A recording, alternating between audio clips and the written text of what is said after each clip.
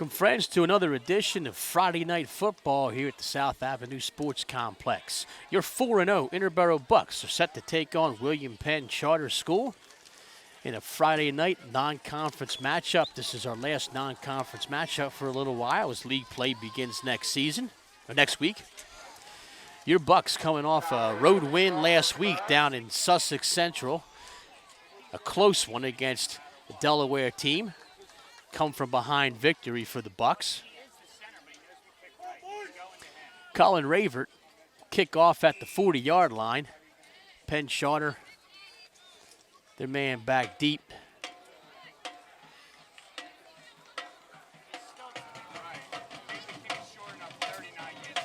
Edward Sadie is back deep to receive this kickoff. He's wearing number 6. And Ravert's kick is a line drive away from Sadie, and it's a one-hopper. It'll be brought down to the 37-yard line.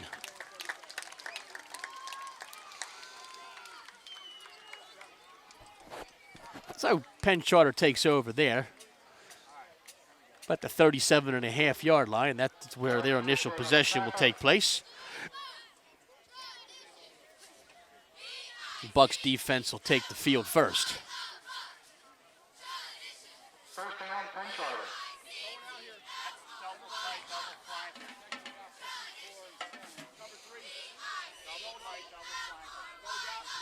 Michael Natkowski looks like he's the guy taking the snaps. Number 16, a big left-hander, big tall left-hander, and immediately gets the ball out on a wide receiver screen. And they get down to the 40-yard line. Chris Tucker with the catch and run, eludes a defender.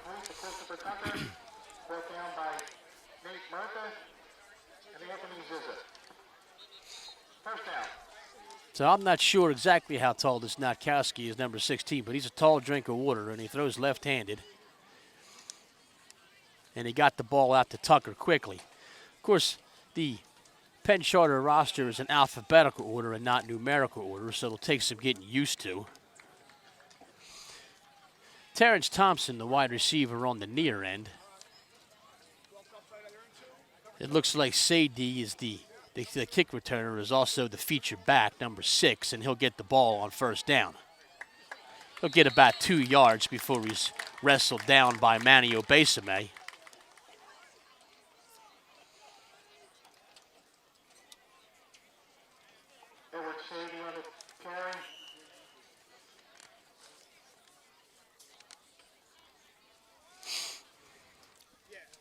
So second down and 8. Initial drive of the football game.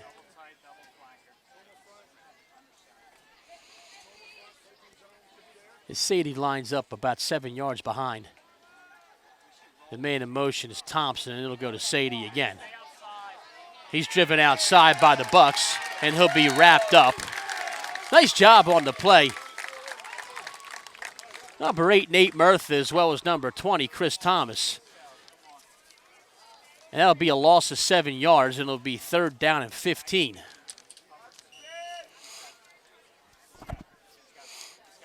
And the interior line did a good job of driving Sadie out wide, where there was less room for him, and it gave the defense room to catch up. And Nate Murtha and Chris Thomas aren't going to miss too many tackles when they have a guy in the backfield like that.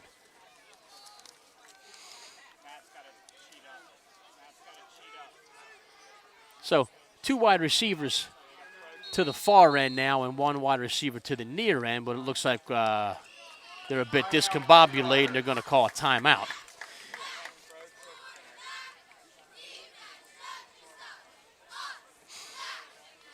Denari Beard was the wide receiver, number 22, nearest to us.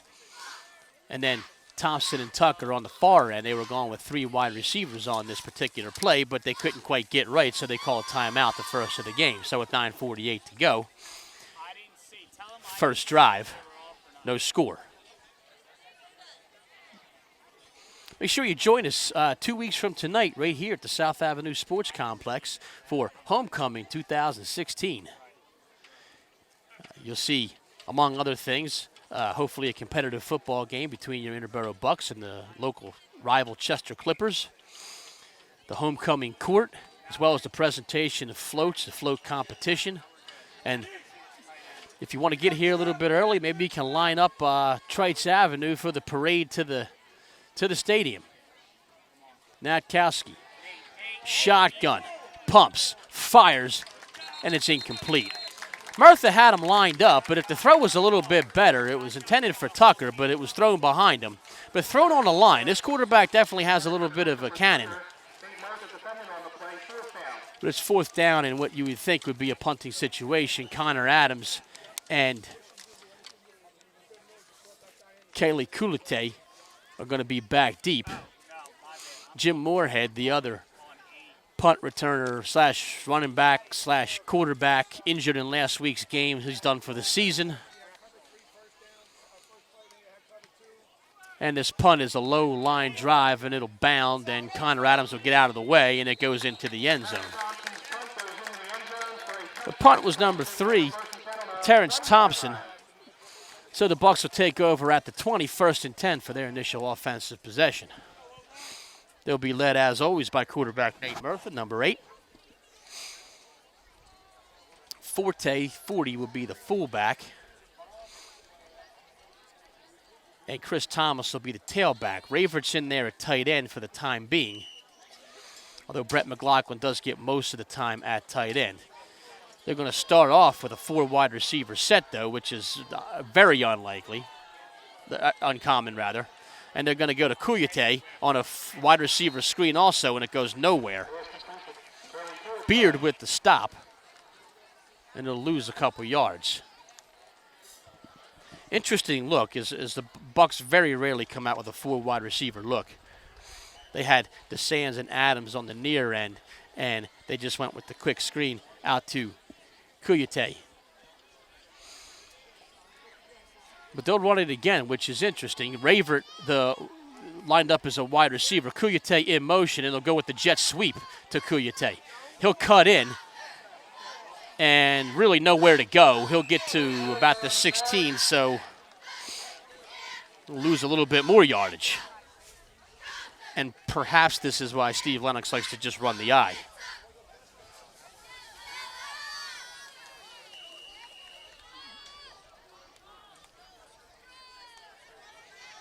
So an interesting look. Forte in there at fullback, so a little bit more of a conventional set. You can see there in the huddle the big tackle, Noah Nickel, number 78. The other tackle is number 74, Mike McMillan. And they'll go with a counter to Adams, and Adams also doesn't have anywhere to go. He'll get back to the original line of scrimmage, the 20. And we'll wind up having to set the lineup on the next time around. My apologies to Mr. Brooks, Obesame, and Frangeli. But we'll set the entire lineup next offensive series, and the Bucs will go 3 and out in short order. 4th and 11, Murtha will be there to punt. Back deep will be Sadie, as well as number 23, John Washington. Washington nearer to us, Sadie on the far end of your screen. Murtha with a good snap and not a great punt off the side of his foot, and Washington picks it up on one hop, and he'll be driven out of bounds by number 11, Tim Convery. But great field position for Penn Charter. A little bit of a risky venture there by Washington to pick up that ball, but he felt he could grab it safely, and it did take a very favorable hop, and he was able to get another 10 yards or so. So the 33-yard line will be the line of scrimmage for Penn Charter. And the big southpaw Natkowski will lead Penn Charter for drive number 2. 7:35 remaining, quarter number 1. 3 wide receivers set. Natkowski in the shotgun. Snap a little bit high. He gets it out to number 3, Thompson, and they'll get about 6 yards on the play, down to the 27.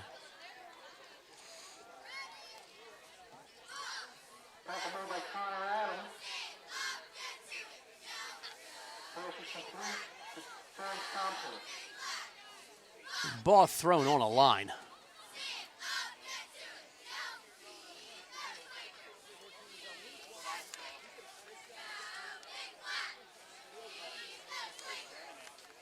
This time it's two wide receivers on the near end. Ball on the ground.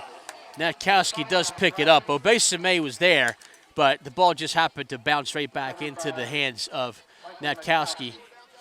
So it'll still be third. It'll be third down, but a manageable third down at about 3rd and 7.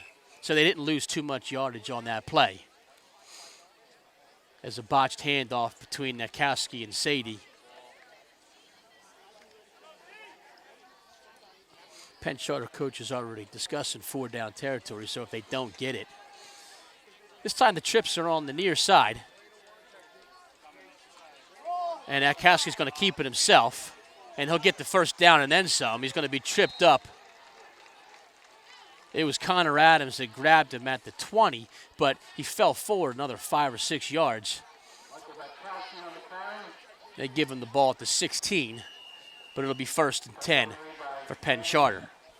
And it appears in the early going that the Bucs are going to have their work cut out for them tonight. This is not going to be a game that's going to come easy. This isn't a game where we're going to be more than likely, counting the touchdowns until we get to running clock. I think this is going to be a tough one all the way to the end. Penn Charter is a good football team. This time it's a direct snap.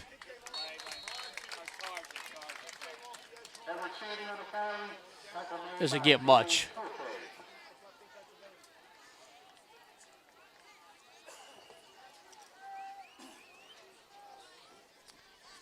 It's a 15-yard line. It'll be 2nd down and 9. We go under 5.5 minutes in quarter number 1.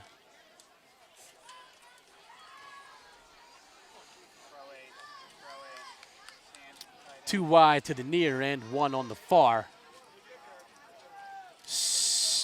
Natkowski moving his wide receivers a little bit more wide. And that's just to get the corners out farther. Good job by Tarja Faikai to get in the backfield and wrestle down his opposite number. Another yard.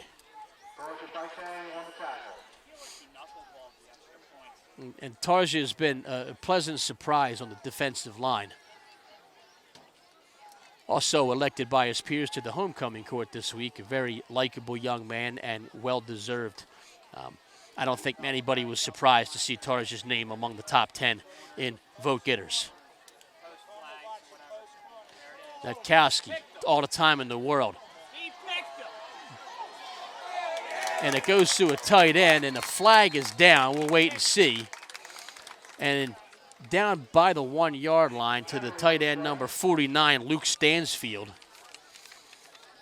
Interboro coach is calling for a pick, but we're going to get a hold instead. Either way, it'll bring back that great gain. It was a 1st down, and it would have been 1st and goal if not a touchdown.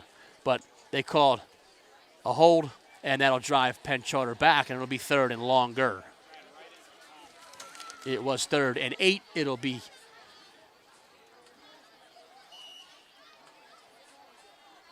still about 3rd and 8 as holding a spot foul. They said the hold took place at the 5-yard line. That's why the ball's placed back at the 15. So 4 wide this time, 3 to the far end, and then the tight end Stansfield over here, closest to us.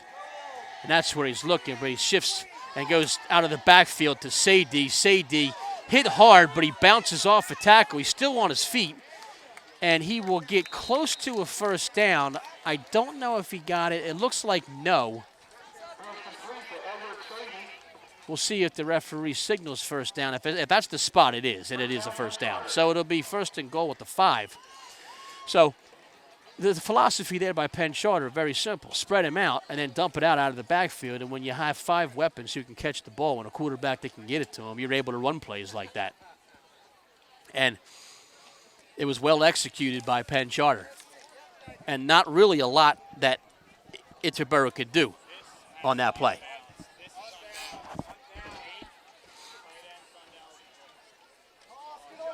Pitch out to Sadie. And he will easily get into the end zone, but another flag is down, and they're going to call it a hold right away.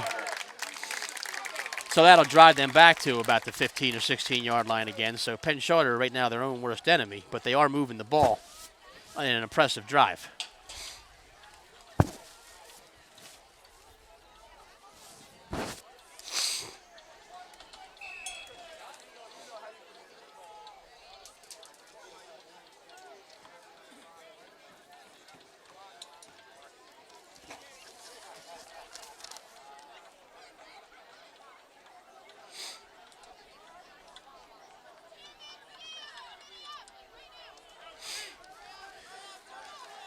Nick Chico checks in as fullback, which this is the first time we've seen Penn Charter go with the fullback. We'll see if that makes a difference. Now he's just there to catch passes out of the backfield, and he does get the ball out of the backfield, does to Chico. He gets down to about the 7-yard line.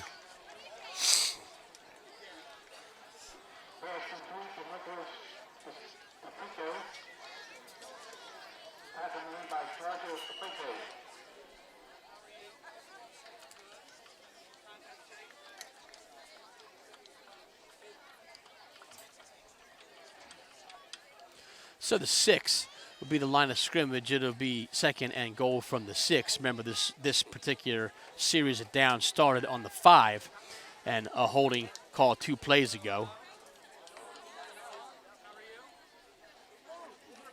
Keeper. Nikowski outside and finds the end zone for a touchdown relatively easily and untouched. And as I said, Interboro, they may be in for quite a contest tonight because this team, at least offensively, doesn't have a lot of holes. They've really shown now the ability to get the ball out to 3 different wide receivers, a tight end, and 2 running backs out of the backfield, plus an athletic and mobile quarterback. This is tough to defend, even for a defensive wizard like Coach D'Esposito. And number 88, Adam Cooper, with the point after, and he kicked it all the way back to the track. And nobody back there to get the ball. Usually there's somebody back there to retrieve the ball, and Interboro's ball boy in no particular hurry to go get it.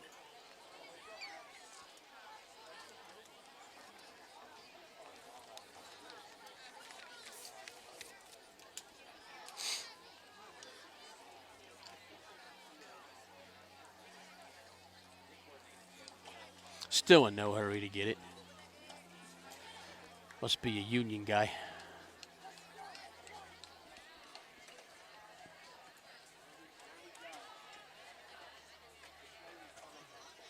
So 40-yard line is where they'll kick off. Penn Charter with 2:55 to go.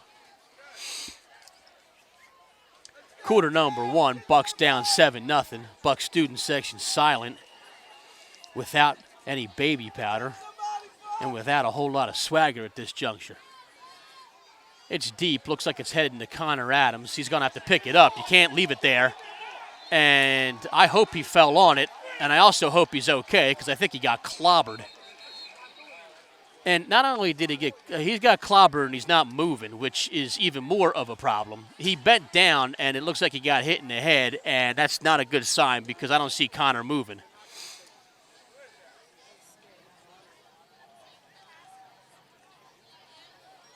And the ball bounced in front of Connor. He checked up a second, and I think in the decision-making process of, like, let it go or pick it up, he kind of made a decision at the last minute to lunge forward and pick it up, and the Penn Charter player came down and absolutely bowled into him. And I think it was more of a collision than it was an actual hit. And Connor's down, and again, now I see him moving, which is great. He turned over, and I hope that it was just a matter of like him being having his bell rung as opposed to being knocked unconscious. Because obviously, if he was knocked out, they wouldn't be able to. They would have to endure the concussion protocol, and we wouldn't have Connor for the rest of the game. It's one of those things where he just got his bell rung and he was laying down, we may be able to see Connor again. But obviously the most important thing is his health, because, I was just telling my good buddy up here, Katie Maggs, that he's one of my favorite kids, and he's a class kid, and he's an All-American boy, and he's getting up now, and that's the most important thing. Definitely some cobwebs, but he is walking off under his own power.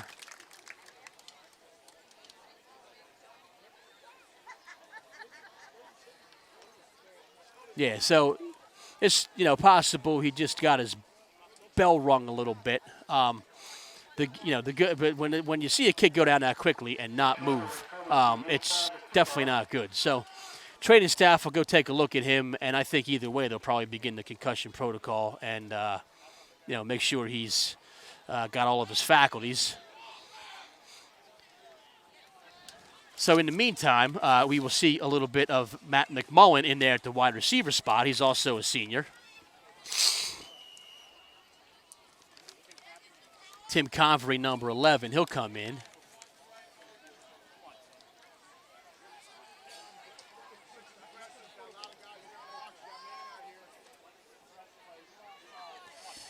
Convery in there at the cornerback spot, and they run that way right away. So I guess from the game perspective, Penn Charter did fall on top of that football and get possession. I admit I didn't even look at the signal when the kickoff hit. When I saw Connor go down, my immediate concern was with him. But so during a kickoff, the ball is live as opposed to a punt where it could just be down by the punting team.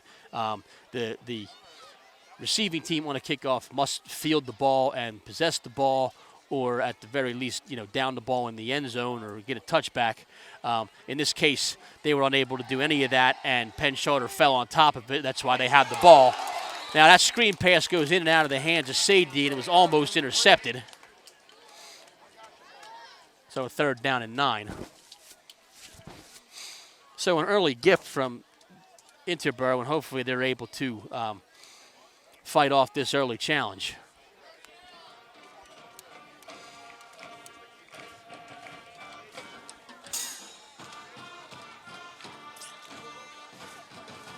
And the band plays. 16-yard line, the line of scrimmage. It's 3rd down and 8.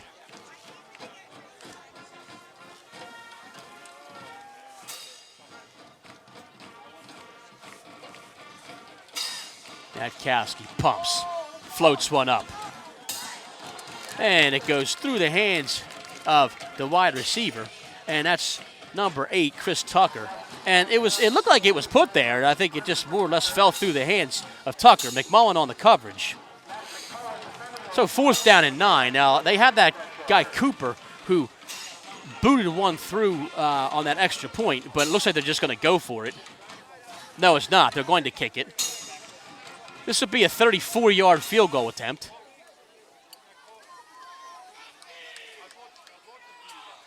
Snap and hold are good, and Cooper's kick is up, and it would have been good from 44. So it's 10-0.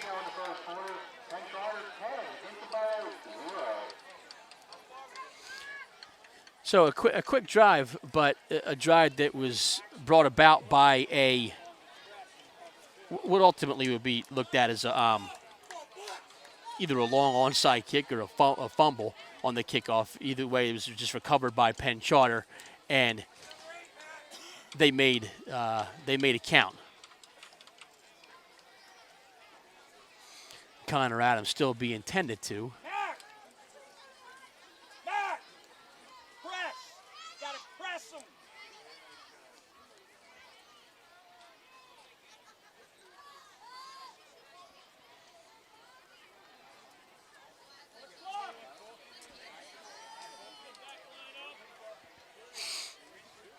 So Cooper will line up at the 40, and we'll have the Sands over there, Chris Thomas and Kuyate.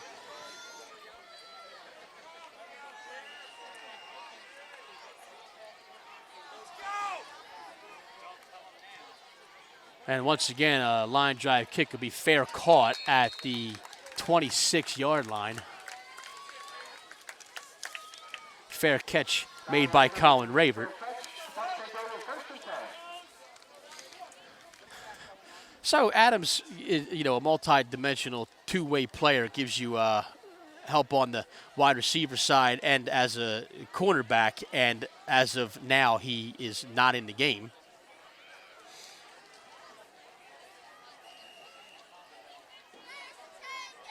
So it's just DeSands as the single wide receiver and no max protect inside. Kuyate in there wing back, and they're just going to go to Chris Thomas, and the ball's on the ground, and Penn Charter picks it up.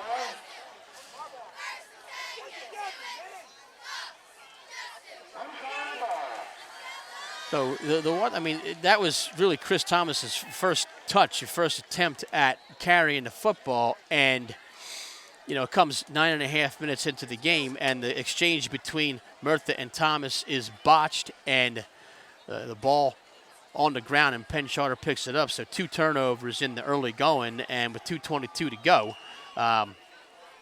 Penn Charter has it again. And the thing with these matchups, a lot of these contracts are like 2-year contracts where the Bucks play a team, and they seem to get them when they're down and then beat up on them for a couple of years, and then they get good. And this happened with Prep Charter, where Interboro beat him a few years, and then Prep Charter wound up giving him a thumping a couple of years ago, and we haven't seen Prep Charter on the schedule since. And I have a feeling that if this game continues to go this route, we won't be seeing Penn Charter either. So 5 or 6 yards on first down.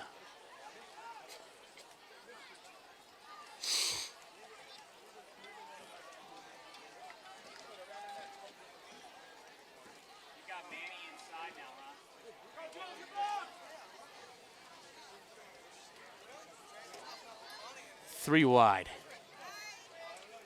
Thompson in motion. High snap, and Kowski will keep it and get down to about the 15. Be a yard short of the first down. He made a quick decision to run that football.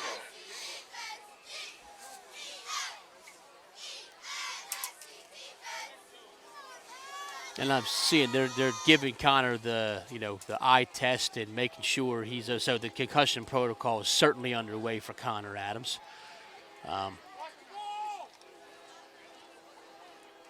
And obviously, if there is any question at all about his health or his ability to focus or anything, they will keep him out of the game. I don't care what the importance of this game is. And that ball was almost intercepted by McMullen, and it was more of a hello, nice to see you situation. The ball just kind of wound up in his gut and then dropped out. So 4th down and 1. And you would think that Penn Charter would go for it here. When you get these gift turnovers, you want to turn them into 6s and not 3s. And they were able to get a field goal last time. They have that built-in advantage that not many high school teams have, and they have a kicker with the leg and the accuracy of Cooper. But so everybody in the box, first down easily, down to the 11-yard line.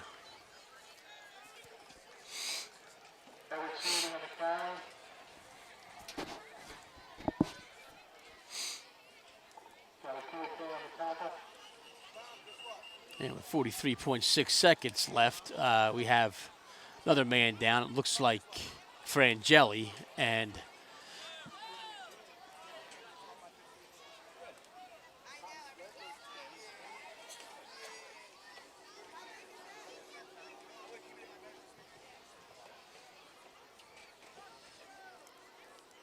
every injury at this in the game is important, and you never want to sit here and say that one kid's more important than another or one injury is more important than another.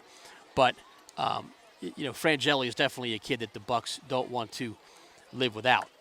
He is really the cornerstone of the offensive and defensive line. He's a captain of the team. He's a kid that every kid on the team has respect for, commands the locker room, and when he speaks, people listen.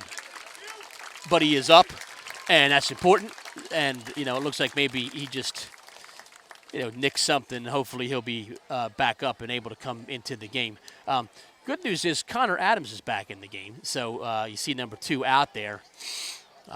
So 1st and 10 for Penn Charter at the 12-yard line, but Connor's back in the game, so it looks like he's been cleared, and hopefully we can avoid any more scary situations like that. And perhaps any more shots to the head. The Chico in motion. It goes to Sadie. He cuts, and he'll get a couple of yards. Not a whole lot.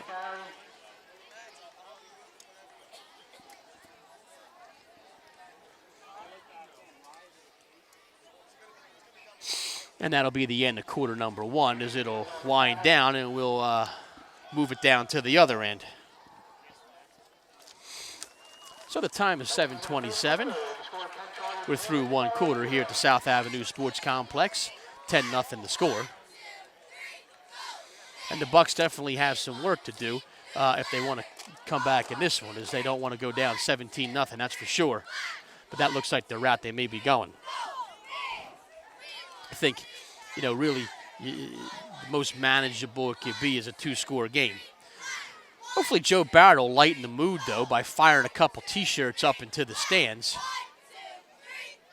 Looks like we have Mr. Barrett as well as, let's see who else is helping out. And once again, he launches one into the night and over the stands. Principal Johnston also there to help out. And that one goes into the band. Looks like it was caught by drummer Kevin Williams. Fantastic catch by him. I'm not sure the band director's going to be happy that shirts are being launched, and that was not a good one. A young cheerleader grabs that one.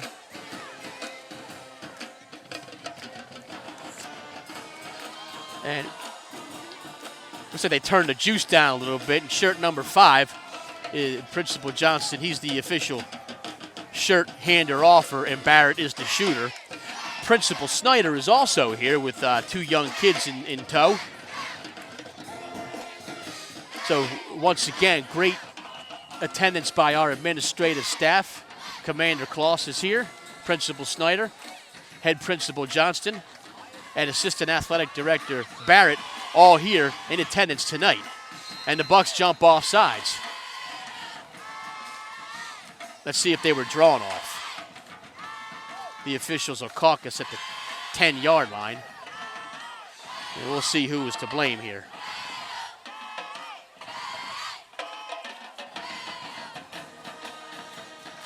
And it's going to be on Penn Charter, so the Bucks get a little bit of a break. Ball back to the 15-yard line. Penn Charter not without penalties. They've had 3 or 4 penalties.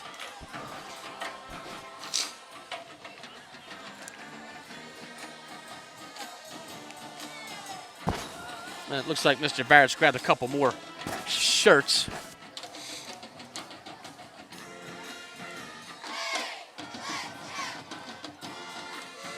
Bucks band also in attendance earlier in the week at a faculty meeting.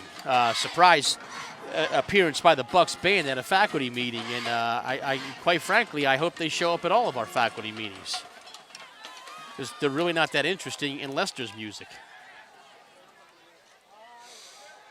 This time it goes to Thompson out of the backfield.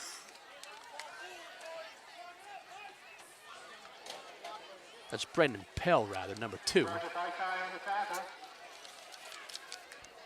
As they just seem to be able to keep trotting out people who can possess the ball at the skill positions. My apologies, it was number 8, Chris Tucker, who had that carry.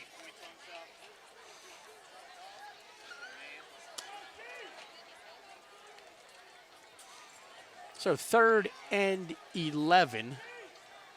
Ball at the 18-yard line. You're looking at a 35-yarder. And in the pocket, and he fires one. He fires a rocket, and he looks for Thompson, but it was thrown a little bit ahead of him. But again, that ball is on a line. I mean, this quarterback throws missiles, but it looks like we'll see Cooper again out there for a 35-yarder. Now, the last field goal was 34. This one's 35. And that looks like a Sean Conti sighting as well. Am I correct in saying that?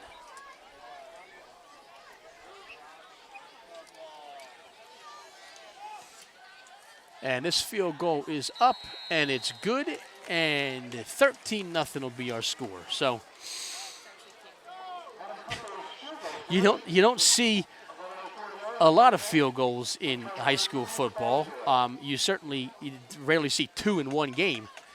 But when you have a kicker the caliber of this Adam Cooper, who can easily, I would say pretty safe, anything from like 42 or 43 yards in, looks like he's going to make.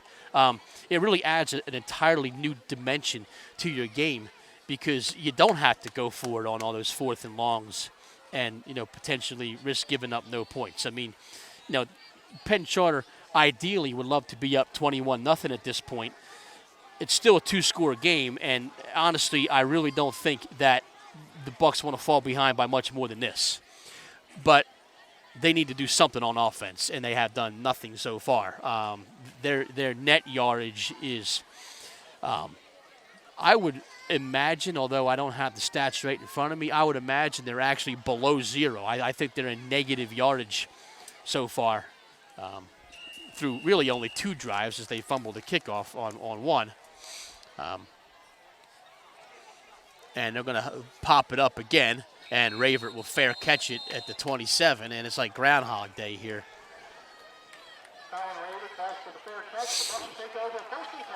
Let's see how it goes.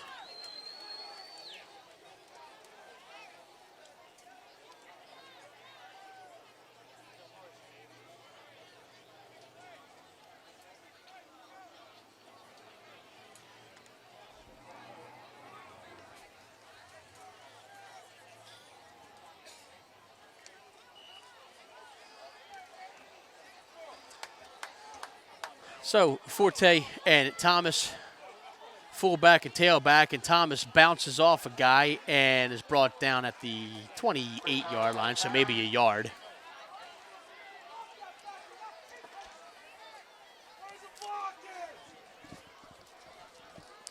Fan yells, "Where's the blocking?"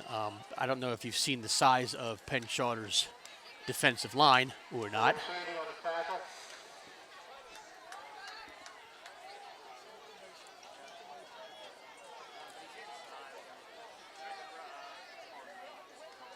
Murtha to throw and almost intercepted.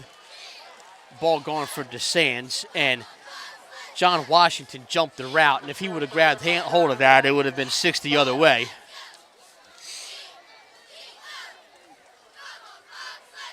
And truthfully, on a play like that, I think really what needs to happen is there needs to be plays where the ball's turned upfield a little bit, because I don't think they're going to do it on the ground. The stats and the sizes of Penn Charter's defensive line, offensive line are not available on the sheet we were given, but I'm telling you, they're big. Murtha stops, throws, and there is nobody there. So Murtha may have been just throwing it away, or he thought DeSantis was going to be there and he broke off the route, or there was just some communication problem in terms of what route was supposed to be run. Either way, it's 3 and out for the Bucs again. And the time of possession here is going to look like, the Eagles under Chip Kelly. A lot to a little in favor of the opponent.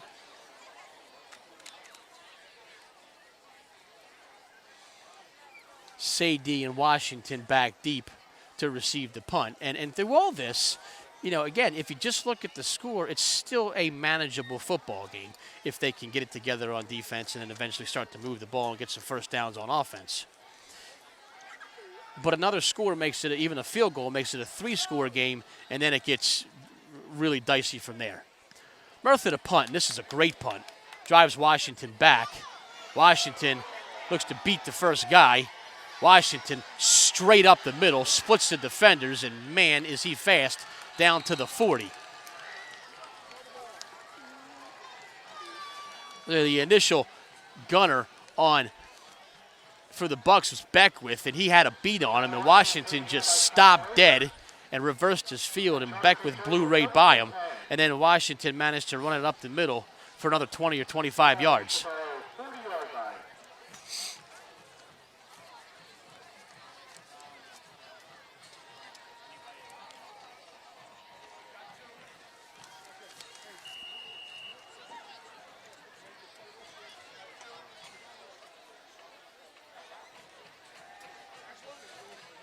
Oh, almost in the hands of Connor Adams. Ball bounces off through to Chico's hands, and Adams is right there.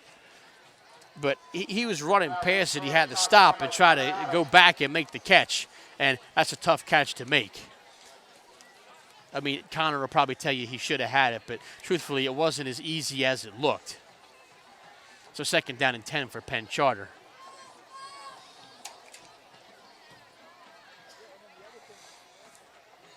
In the far off distance, you hear the drum line getting ready. There will be a halftime show, the full halftime show of 3 tunes having to do with Star Wars by the Bucks band. Look forward to that. Nick Kowski, a perfect spiral right down the middle of the field and in and out of the hands of Chris Tucker, who had DeSands beat by about a step. And, you know, truthfully, that should have been 6 for the 2nd time that Tucker should have had one. If it hits you in the hands in stride, it should be a touchdown. And I can't get over how good a ball this kid Natkowski throws.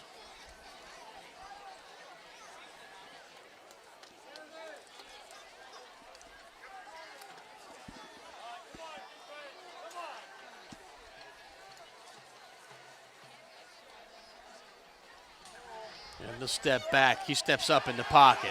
Natkowski, plenty of room to run, 1st down and more, and he'll get an easy 18 yards on that. And really the pocket awareness too. I mean, a lot of quarterbacks, they may panic, and he doesn't. He steps up, he surveys, he doesn't have a receiver that's open that he can get the ball off to. He saw a big lane where he could run, and he took it.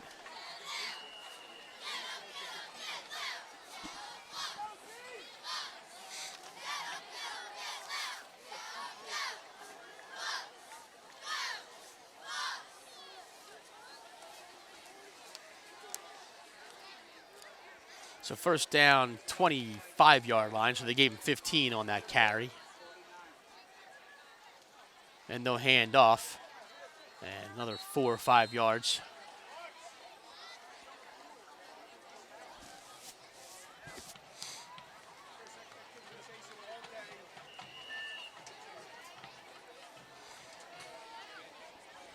So 9:20 in counting.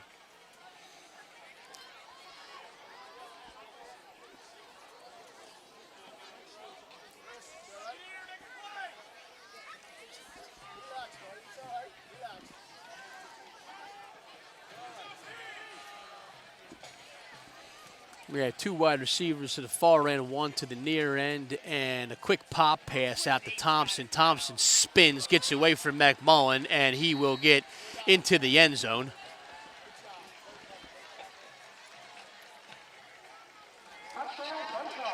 And oh boy, 19-0 in favor of Penn Charter, 8:49 to go. We're waiting on an extra point.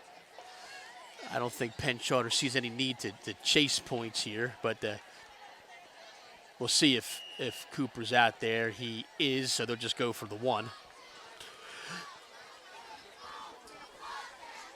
I said at the outset that, you know, we won't be looking at any running clock situations, but golly, it may be the other way around.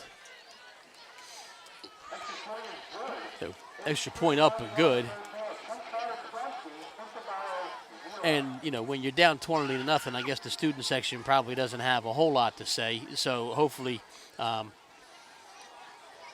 even if they're not going to be boisterous in support of the Bucks, hopefully they'll at least keep the malfeasance at a minimum.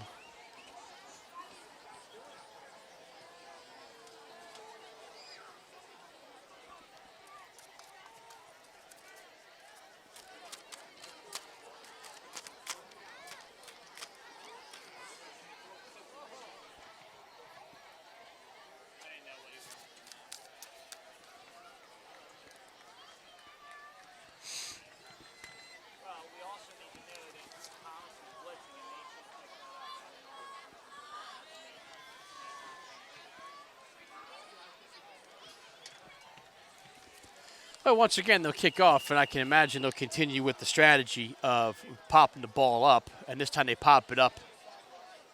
And it's fair caught at the 25.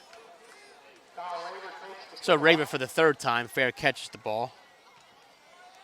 The best start first and 10 on their 26-yard line.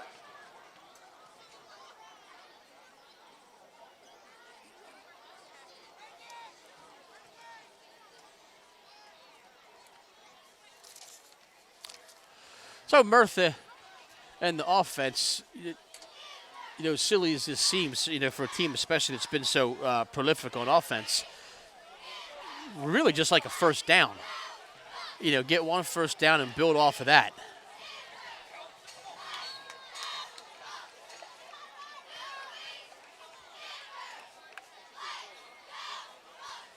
The first carry goes for about 4 yards, 3-4 yards.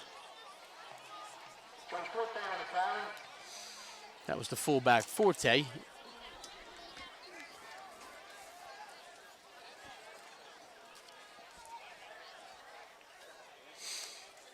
This time they'll go with Adams on the sweep. He might get a yard. That's the second time they've attempted to run that play, and it hasn't gone for many yards either time. And I don't really think that the play calling is the issue. I think it's just being outclassed. When one team has players who are clearly better, this is what you get. I don't think that the strategy or anything has anything to do with this, what you're seeing so far.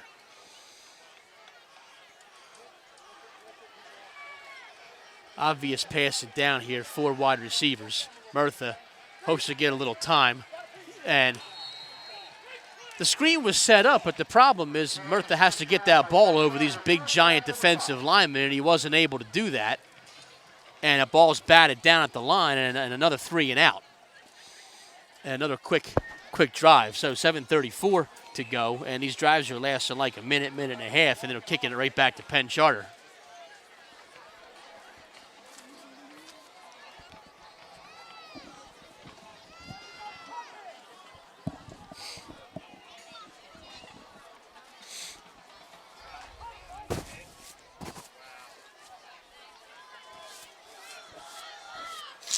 High snap, Murtha corrals it. Another very good punt. This time it's going to be fair caught, and then Washington wisely gets out of the way, and Murtha's punt is a huge one. And that'll be a 60-yard punt for Nate Murtha. I imagine that's got to be one of the longest of his career. And Penn Charter with 90 yards to go to pay dirt. The official word will be 59 on that punt for Murtha.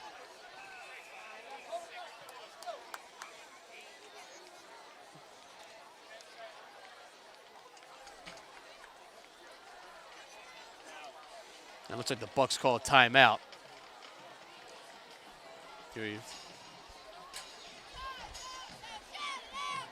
Here's our first baby powder sighting of the evening. And the police officer stationed down there at field level, certainly saw it. And I'm sure that at some point, Principal Conti also takes a glance back. And I think it was almost to say, like, all right, that was cute, don't do it again. We'll see. Conti going up to the stands is kind of like, reminds me of my dad when he would get up out of his chair when he was reading the paper. I don't think we'll see too much more baby powder.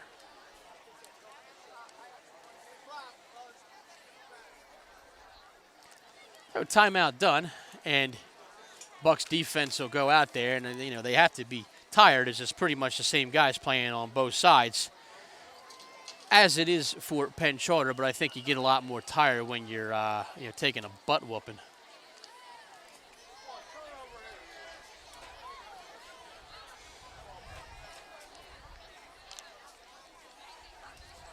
And we'll see what Penn Charter decides to do. Pin back to the 11-yard line. They run it. They get like 4 driven back.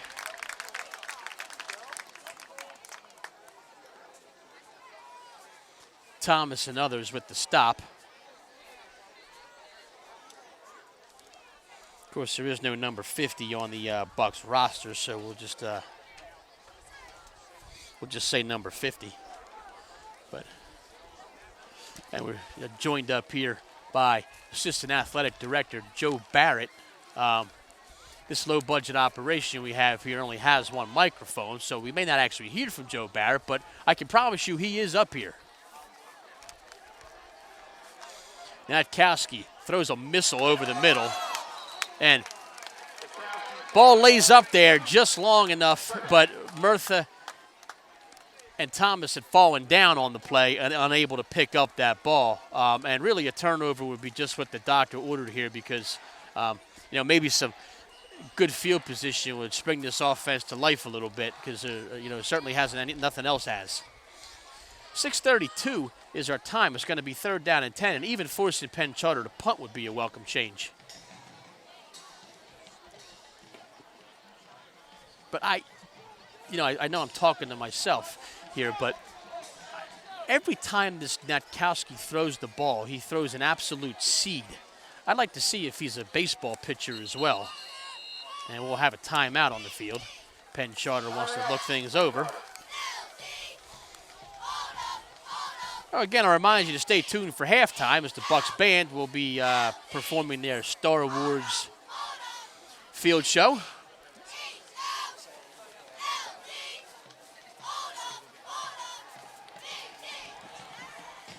Yeah, they're definitely, so you've seen it then. So we'll keep you, with all the news you can use out there in Bucksland. Not only will we report on the game, we'll report on the baby powder as well and the behavior and the goings-on of the Bucks student section. So I'm hearing firsthand now from Assistant Athletic Director Barrett that the baby powder has been spotted. They are aware of it. They are taking countermeasures. And, yeah, oh yeah. Well, it also gets in the lungs of those people who are trying to play two ways. So. Oh, there's no question. Yeah. Although I'm a little jealous that Mags gave her number up to Mech earlier in the week.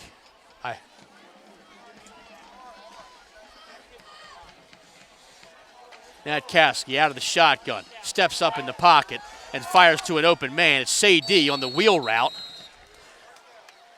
And it'll be a 1st down. So they even do that right. That's a really hard throw to make for a quarterback. That a 17, 18-yard out like that. And as soon as Sadie turned around, the ball was right in the 6th. And I'm definitely going to go home tonight and look up this Natkowski and see where what the folks say about him, because I think he's a little bit more than just a really good high school quarterback.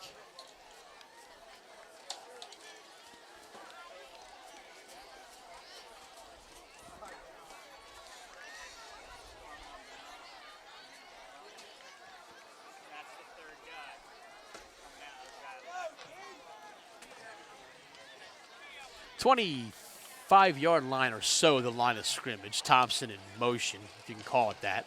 Sadie ahead for 2 to the 27.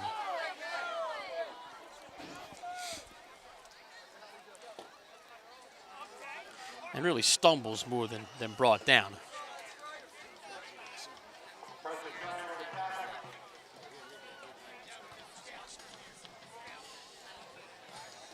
It looked more like a collision than a hit, though.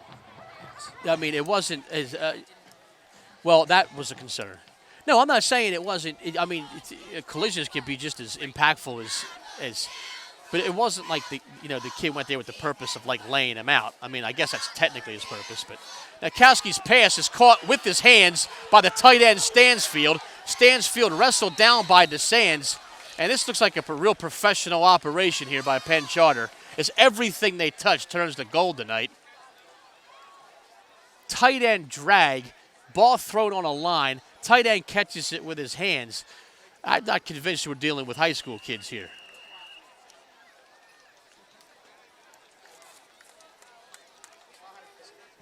Take care. Joe Barrett's seen enough.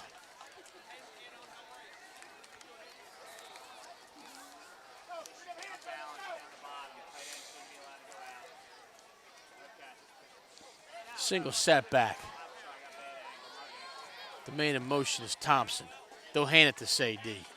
And it's really just a matter of time before he pops one up the middle, too. Although The interior line, especially Emmanuel Besame and Zizza, have done a pretty good job of keeping him from, really blowing one beyond 5 or 6 yards. But it's like that run just sets up a pass play, and boom, home run downfield. And with 4:44 and counting to go, Penn Charter knocking on the door again. 2nd down and 8. Ball on the 30. 4 wide receivers. It's time to snap, and Nakowski does the wise thing and falls on it. Zizza touches him at the 44. I imagine he'll get credit for a sack there. I don't exactly know how they'll score that, but a 13-yard loss on the play, and now Penn Charter with their work cut out for him. 22 or so yards to go for a 1st down. But you would think if they're able to lop off, like half of this yardage, they may just go for it. Another 15 or so yards, and they might be able to just kick another field goal.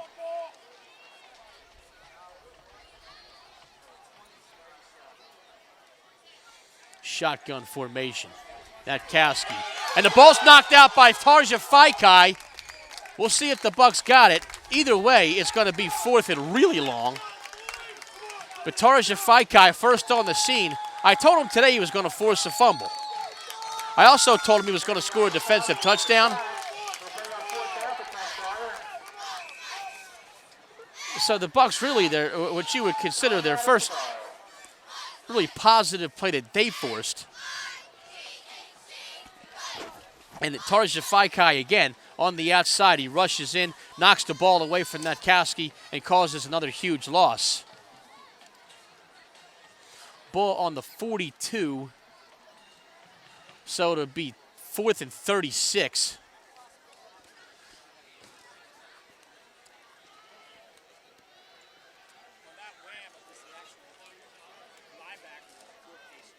Roughly.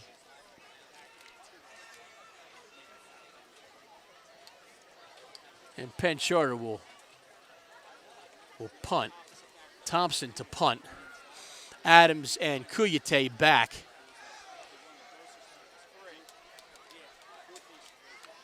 And maybe they can muster up something on special teams.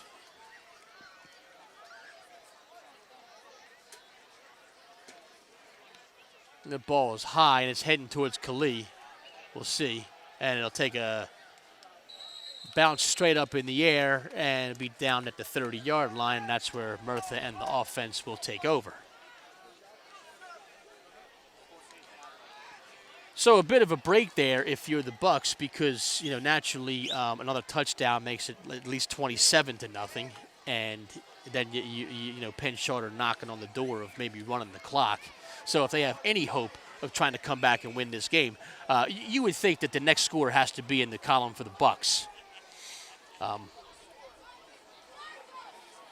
You don't ever want to write a team off, especially a team, a Steve Lennox coach team, but it's been just everything positive for Penn Charter and really nothing for the Bucks except for that last play. But let's see if they can do something on offense. Kuyate out of the backfield. And Penn Charter just so quick to converge on the ball. Khalil does manage to get to the 20 or 33. But it's just a swarm of guys in white shirts that go after Khalil. And definitely a different look on offense, as they've gone with this multiple receiver set numerous times in this contest. And I imagine they had seen something on film to kind of make him employ something different. Now, this is more like Steve Lennox football here. One wide receiver, max protect inside, hand the ball off to Forte. No, it's going to be Murtha. Murtha still on his feet. Ball on the ground and picked up by Penn Charter. Well, Murtha got himself a 1st down, which was a step in the right direction. And then by trying to maybe get even a little bit more yardage, the ball slipped out of his hands. And number 22 for Penn Charter picks it up.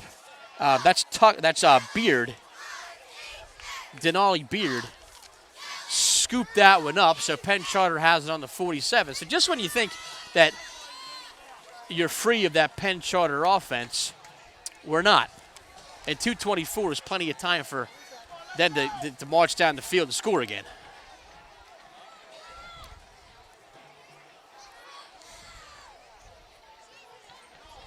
Nakowski, screen.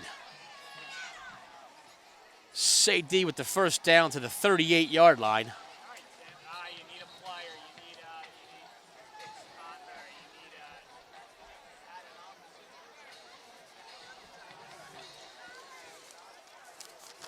First down, Penn Charter. Convery out, Beck within.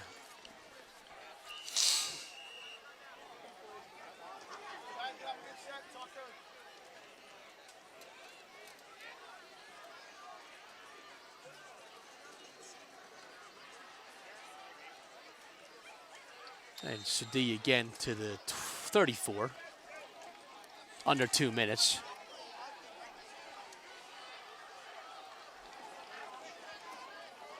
Edward Cheney on the carry. Tackle made by Georgia Whiteside. Flag on the play. It'll be and the ball a little bit too hot to handle for Tucker. There's a flag on the play.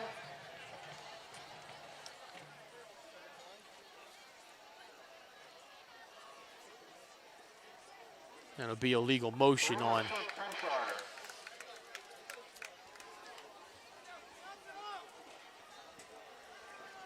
so that shift will knock him back 5 yards. –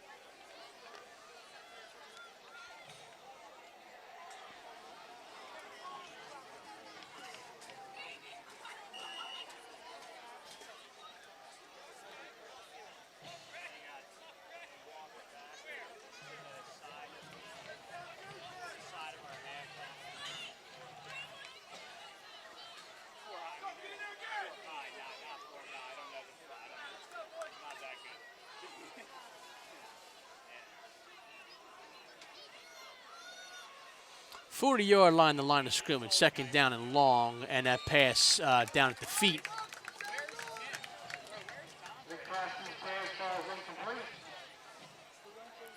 So it'll be third down and about 10 or 11 from the 40-yard line, a minute 35 to go in quarter number 2. Remember, stay tuned for the halftime show. Bucks band getting their Star Wars on, lightsabers and all. They were very excited, as I have most of the senior band members in class, and they all have lightsabers.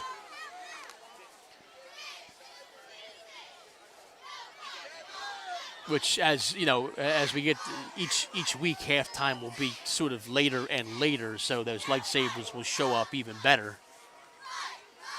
But one of them prematurely illuminated their lightsaber, and I saw it from afar, and boy, is it green.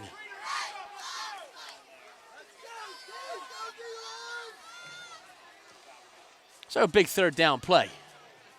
That Kasky out of the shotgun, block picked up. He steps up in the pocket. He runs forward. He's going to get a first down easily. Actually, he slid a little bit ahead of where he should have, and it looks like they're actually going to mark it properly, so it's going to be 4th down and 1 at the 30-yard line. They'll hurry up and try to get the first down. So really the first chink in the armor is he slid a little early. Clock running. And they're going to throw it. 4th and 1 to a wide-open receiver, and boy, that's just nothing more than a breakdown in coverage. Convery beat by about 20 yards on that play. Flag is down, so we'll see. They may have jumped. We'll see.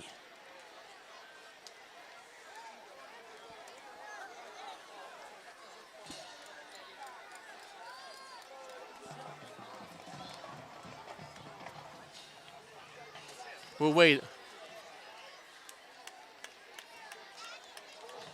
And that's a hold, so this touchdown will come back.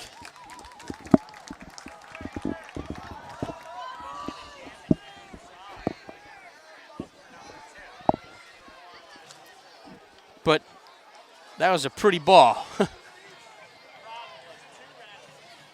So now the Bucks will be back in more of a prevent. Or no, they're gonna punt. That's what they're gonna do. That's why the safeties are back so far. Thompson's punt heading to Kuyate. He'll fair catch, and he's best served to get out of the way. Really not a good move, and on top of it, it was an illegal fair catch because he signaled for a fair catch and then caught the ball on a bounce and ran. So that'll be half the distance to the goal line. So the Bucks will start inside their 10.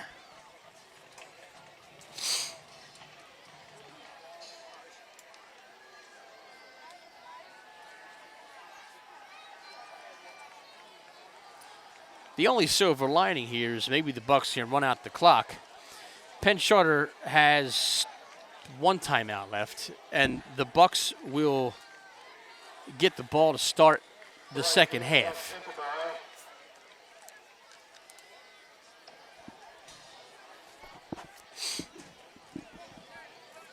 Let's see if Coach decides to cut his losses in the first quarter and sit on it, or will they attempt to score?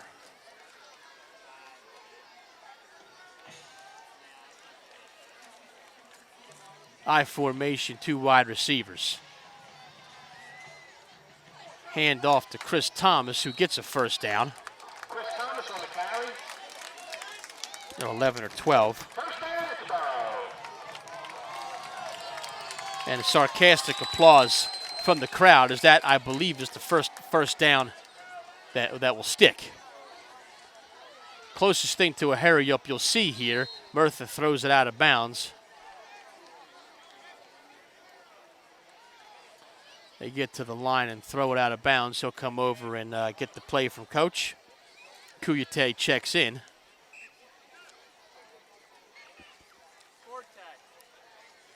So ball at the 20. Little bit of breathing room. Forte out in favor of Kuyate, so he'll be at that wing back position.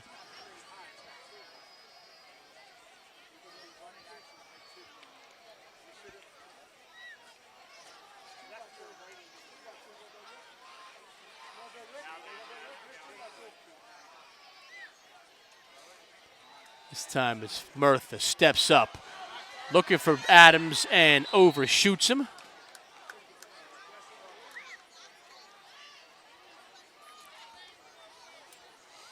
And Adams really wasn't even beyond his receiver. I mean, it was a no danger kind of throw, as he didn't like throw into double coverage or anything like that. But it was still really no chance of being completed. So 3rd and 10. And now even if they try to run the ball and run out the clock, Penn Charter will probably take a timeout and at least try to set up a punt return. So they're going to have to. Adams with the sweep outside, and he'll get 2.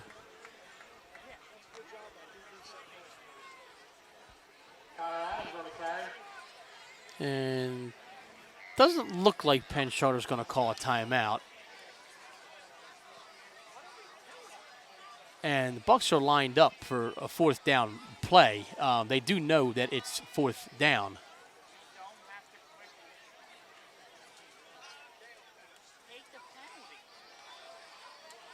And the ball snapped over Murtha's head.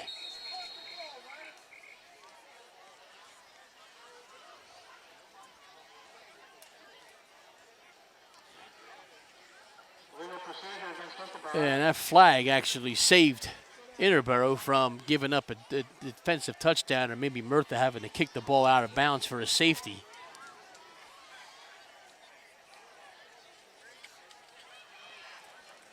So now they'll knock the ball 5 yards back, and it'll be more punt formation. They're running the clock out, which they're not supposed to do. I guess they got to set it up.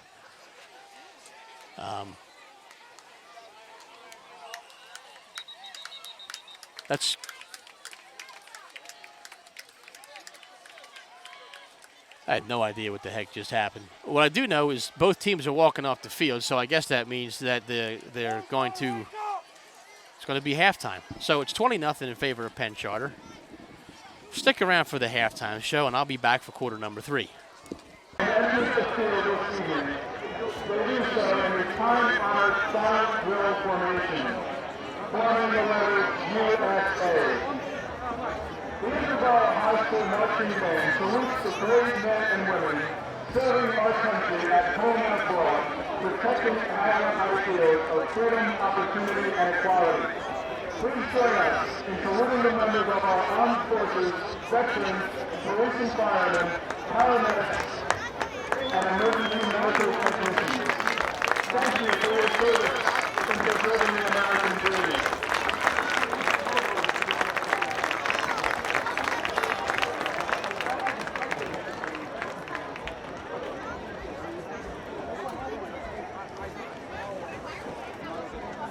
Please stand with us as our field commander, Colin Tommy, presents the colors to our fellow white flag bearers, honoring our flag and our country.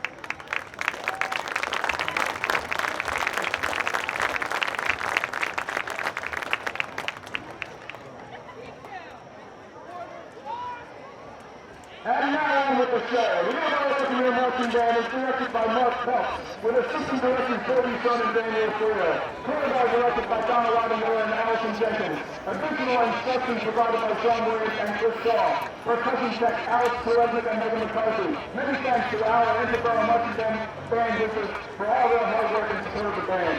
A long time ago in the galaxy far, far away, the Galactic Empire had taken control and began construction on the Imperial Death Star. Rebel forces quickly took to the Martian field in order to restore balance to the Force and overthrow the evil Empire.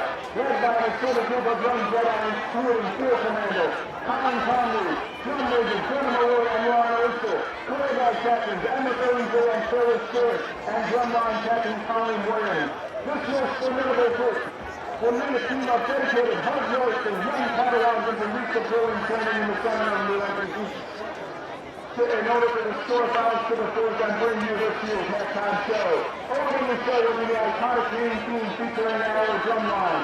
Our second selection entitled Cantina Band Swing will feature our drumline as well as our select ensemble of intergalactic rebels, Corey West, Kane McDougal, Connor Evans, Brian Snell, Brandon Rosoff, Brian Stewart, Tommy Fox, Connor Schaefer, Molly Travers, Alexis Corcoran, Graham Malloy, Vincent Brown, and Clayton Carousel. Taylor Stewart, Hannah Frank, Lorraine McCann, and Tim Conley on rifle. Our performance will come to a close with a selection from the newest chapter in the Star Wars saga, the Jedi Set and Finale, featuring Connor Evans, Brian Snell, Frankie Bobs on trumpet, and Emma Berlinger as the featured dancer. We are very proud to present to you this year's Interboro Marching Band halftime show, The Band Awakens. Drum Majors in your band ready. And show us that famous Fox Ride.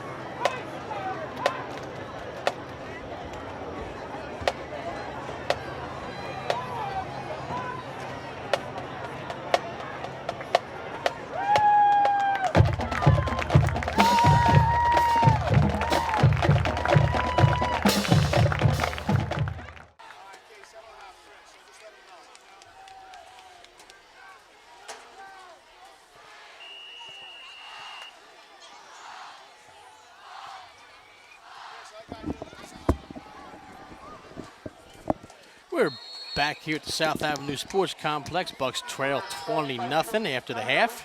Third quarter underway. Tim Convery with the fair catch. And the Bucks will take over at the spot of the fair catch, which will be about the 25-yard line.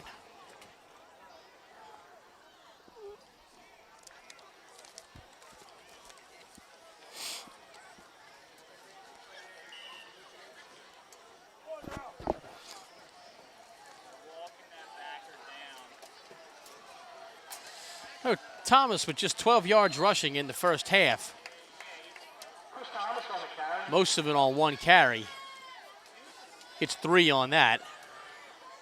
And enough time remains in this game where the Bucks can still play typical Steve Lennox football, and they can muster up a couple of touchdowns. The problem is they need to have possession of the ball, and they need to continue to get first downs, which they have not been able to do. They've had just one so far, and they have to keep Penn Charter off the scoreboard. So a tall order. Thomas to the outside. He'll get to the 20, the 32, and it'll be third down and short.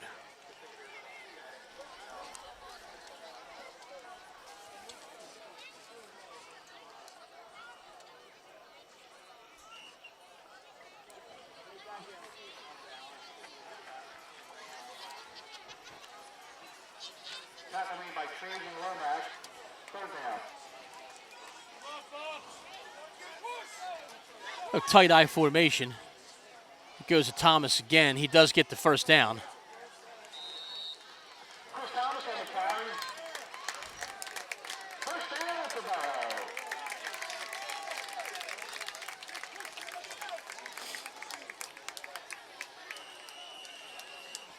And they'll run the clock after the chains move. Thomas 3 straight carries to start quarter number 3. Great job by the Bucks band at halftime.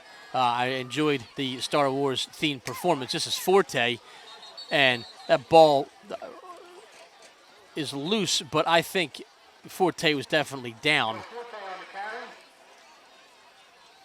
He gets 4 on the carry.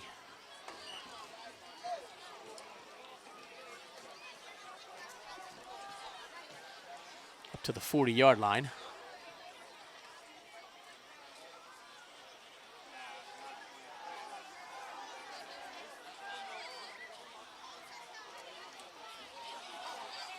And now the ball is loose, and Connor Adams picks it up and gets clobbered in the head again.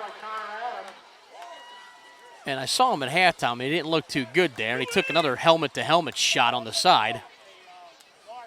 And it's not his day, really.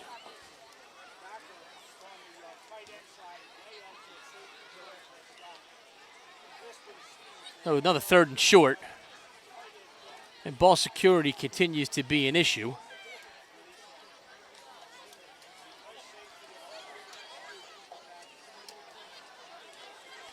Kuyate and DeSands, the receivers. This is Thomas, who does get a first down up past midfield.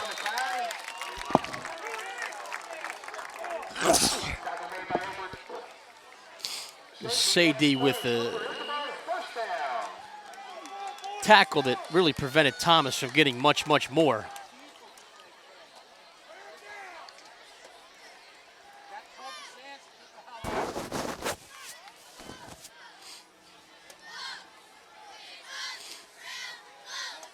And Kuyate the fake. This time it's Murtha on the keeper. And Murtha first down to the 37. And I don't know if it was a design run or if Murtha just kept it on the read. And if it was a read, it was a really good read by Nate Murtha. Either way, good play call. And the Bucks are moving the ball. 37. And you had to know that the Bucks weren't going to roll over and quit. I mean, that much you know about a Steve Lennox coach football team, that no matter how bad the first half is, and and the score 20-0. It's a 3-score game, but it is still a winnable football game. The Bucks are not out of it. 2 yards on that first down carry for Chris Thomas.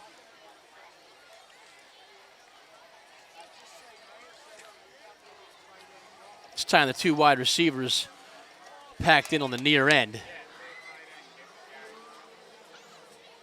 Thomas up the middle.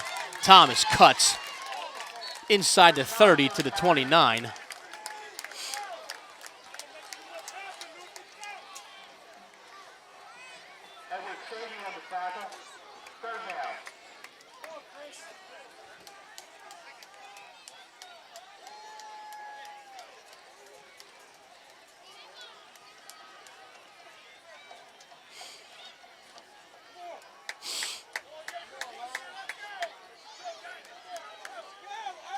So 3rd and 3 again, and these 3rd and shorts are certainly a lot better than 3rd and 11, 3rd and 12. This is Forte. He'll get a first down. And the Bucks doing a good job of mixing in the fullback and the tailback in Forte and Thomas. And they're keeping it simple right up the middle.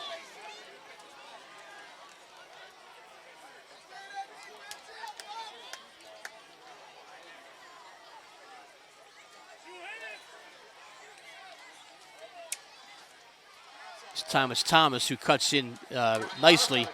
Gets about 3.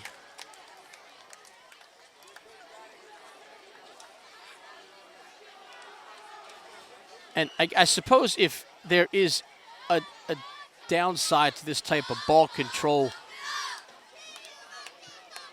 sustained drive, it's that there is only 2 quarters to play catch up and you need 3 scores, and you don't leave yourself a lot of time. And Penn Charter is stacked 9 men in the box, and the Bucks now have shot themselves in the foot with a procedure call, and they'll get knocked back 5 yards, so it'll be 2nd down and 13.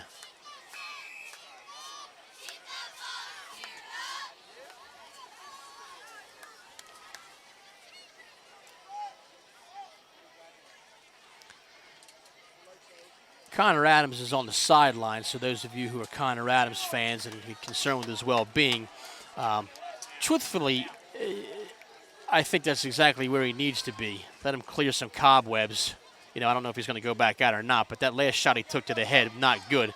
Murtha, again, up to the 20-yard line. He'll get within 5 yards of a first down, and a flag is down, and we'll see whether there was a face mask there or if there was a late hit. I didn't see anything on the Bucks, and they are going to call a face mask, so that'll give them half the distance, and they'll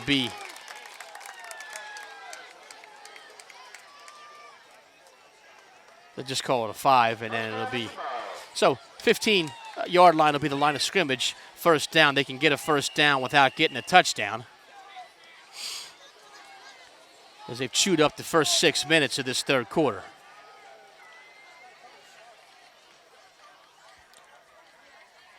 This time it's Forte. He'll get up to about the 11. Forte, a big, strong junior.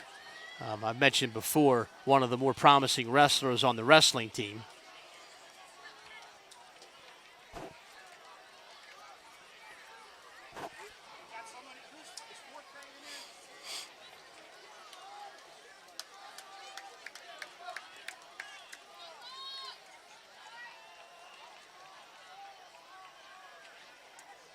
This time they're going to pass. And Murtha throws it up, and it's intercepted. And really the first pass of this drive is a little bit short, and Murtha back-footed it and tried to force it in there to Matt DeSands, and it looked like Washington stepped in front and got the interception. Player down for Penn Charter in the end zone. But Penn Charter had the ball on the 1. But how quickly the fortunes change. As Interboro really run, moving the ball down the field, they decide to pass. And pass, Murtha, I understand where he's coming from, trying to force the ball in there and make a play, as they obviously want to get in the end zone and try and get back in this football game. But he forced that one and into a spot where there wasn't really a spot. And Washington stepped in front and got the pick. So Penn Charter will have the ball on the 1-yard line, 1st and 10, with 5:09 to go in quarter number 3, and we'll see what they try to do. If it's Coach Lennox, he'd try to throw the ball out of the end zone, and that's something that he likes to do a lot. I don't know if Penn Charter is confident with that or not, but they may very well just try to run the ball. Either way, you have to watch with the penetration of Tarja Faikai, who's been the one defensive lineman who's been able to get in the backfield in this contest. And it's really incumbent upon him, I think, to try to make something happen. If there is, a good thing about this is the Penn Charter's push back. The bad thing is their offense is really, really freaking explosive. And they will throw out of the end zone. And they will throw it long. DeSands on the coverage. He was ahead of Tucker, and really he had a better chance. He had to reach up and try to get it, but DeSands does a nice job of staying with his man. DeSands with 4 interceptions in the last 2 weeks.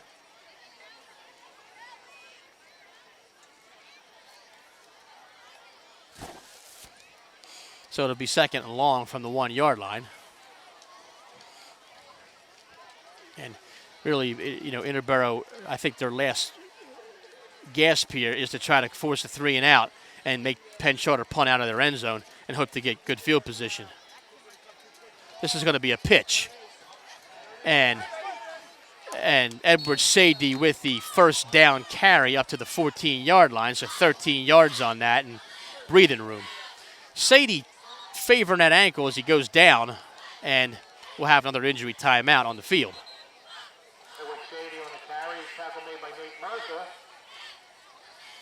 As when Murtha grabbed hold of Sadie's ankle, it appeared to twist, and he tried to get up and walk back to the huddle and was unable to do so, and now he's down, and the training staff is out there. Bucks training staff first on the scene. Penn Charter out there as well now.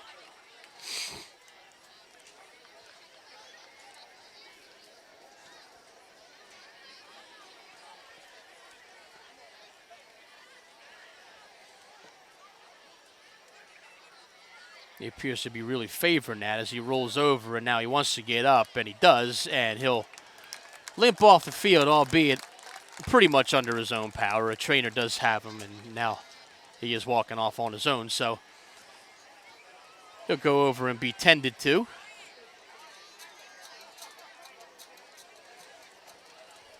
But that 14-yard carry takes it just inside the 15-yard line and gives Penn Charter the breathing room they desired.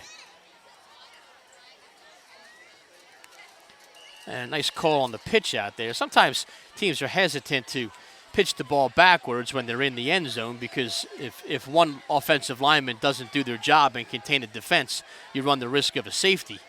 But that play worked out well. And not much on that carry. It was number 2, who we saw in the game a little bit earlier. Number 2 is Brandon Pell. He got a yard.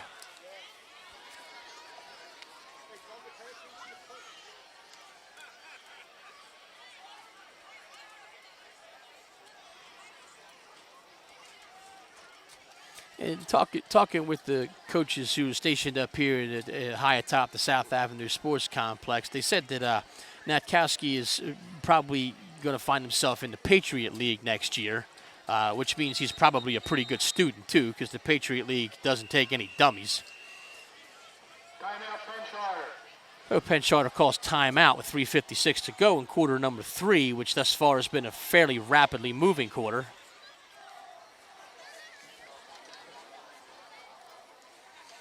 Buck student section picking up steam as the night goes on. The theme today in school and here at the game is Team USA, which you can never go wrong, being patriotic, red, white, and blue. A lot of students adorned in those colors, and the USA chants have been heard sporadically throughout the game.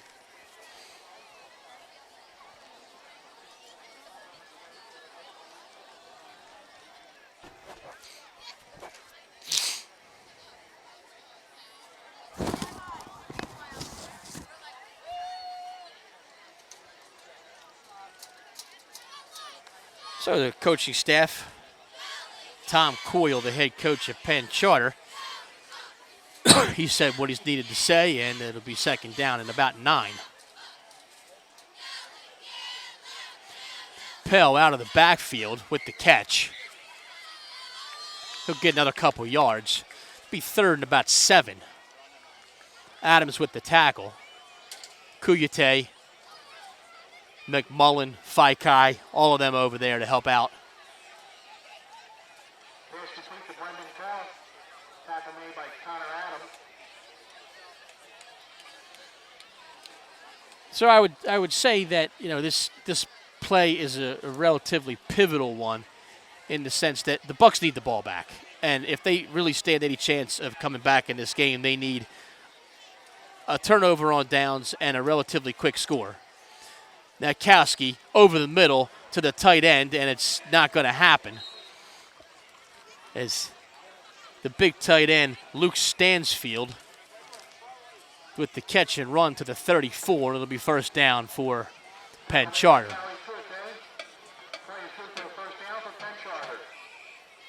And officials wind the clock, and this will knock it under 3 minutes. By the time they snap the ball, it'll be around 2:50 or so. And Penn Charter doing exactly what they need to do, controlling the clock. This is still Pell, his best run. He'll get about 6.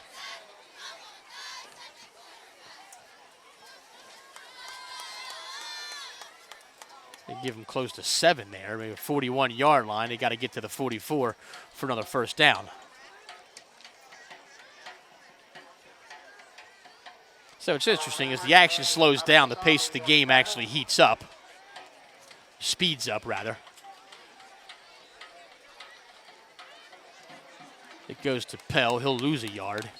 Maybe get back to the line of scrimmage. Obesame, Thomas, Zizza, the usual suspects.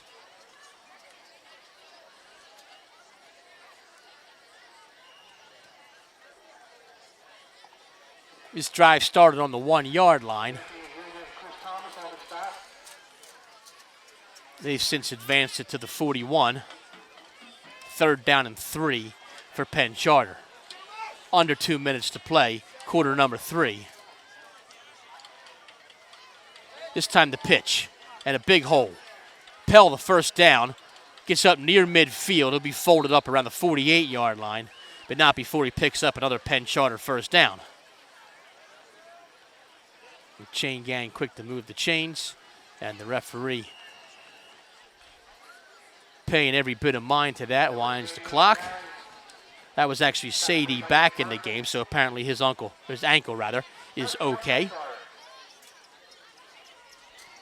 49 will be the line of scrimmage. Penn Charter really with no need to attempt to try anything crazy here, as they just want to hold the ball, salt time away. Although maybe now that they're around midfield, they might try to throw it. Sadie. Murtha with the nice stick. Sadie will fall forward for a yard or two, but there's a flag on the play.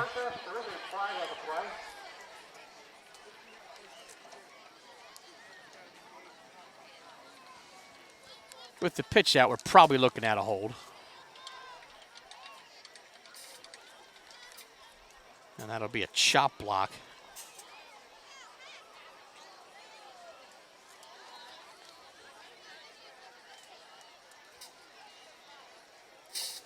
Chop block against Penn Charter. And the ball will get back to the 35-yard line. So now it's quite possible we'll see Penn Charter put the ball up in the air.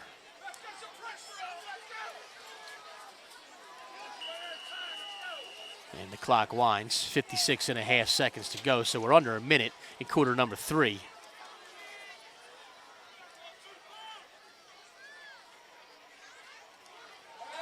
Fakes the handoff, floats one up, and my God, is he open, and he dropped the ball. And as Chris Tucker had Nate Murtha beat by about 7 yards, the ball was put right in the 8. Chris Tucker dropped it, which is about the third or fourth time he's dropped one that has been laid in there perfectly by the quarterback, and now he's down. And I'm not sure if it's his leg or his pride that's hurt more. Holding that knee, which is never really a good sign. I hope that's not anything major or long-term, and so do the Penn Charter staff. He did, maybe playing it down on it wrong, and, any number of things can happen when you deal with the knee. But that was a touchdown any way you look at it. He had 7 yards and gaining. Murth in there for safety help. Arrived a little bit late. And Nadkowski, you look at this game and look at his stats, which are already relatively impressive. And upon looking at the game film, I recognize that he probably could have had, 400 yards passing and 5 touchdowns if receivers have been able to hold on to the ball. Chris Tucker taking a swig of water, and he'll get up, and he'll be required to trot off the field or walk off the field for one play. He's noticeably limping, but he's doing so under his own power.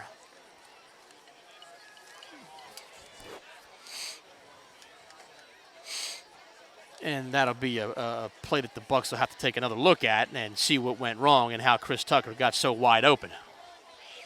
Stansfield will stand in for him. The tight end will line up wide as a receiver. 3 wide receivers split to the far end of your screen. Nadkowski under center with Stansfield in motion. And they'll pitch it out. And Sadie,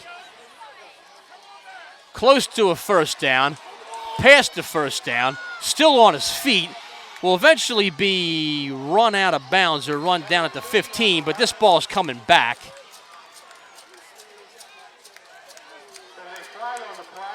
So it'll be a hold, which is probably a good reason why Sadie was able to break one for over 50 yards. But they'll bring the ball back with 20.8 seconds to go, and it'll wind up being third down and a lot, or second down and a lot. Second down and at least 25, if not, or at least 35, if not more.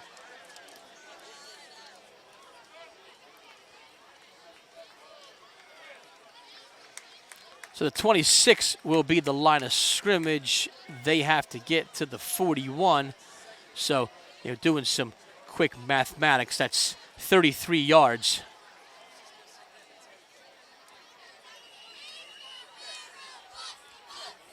So second down and 33, clock running. Penn Charter will not run another play, and we'll see this play take place as the first play of the fourth quarter. So Bucs still down 20-0, no scores in quarter number 3. A pretty quickly played third quarter. The time here at the South Avenue Sports Complex is 8:54. So just 1 quarter to play.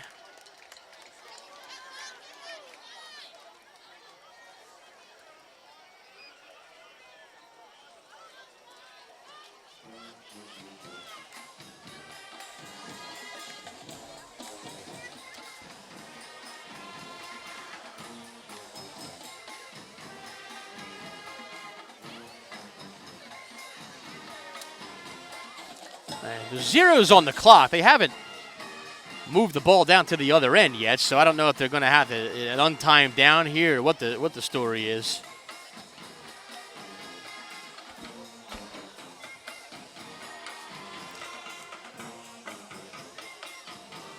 You would think at the end of a quarter they move the ball down to the other end. They have yet to do that.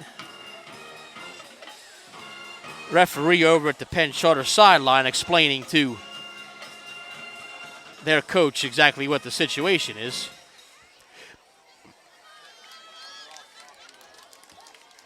A second down and really long. As I said, 33. It shows 30 on the scoreboard, but I'm right.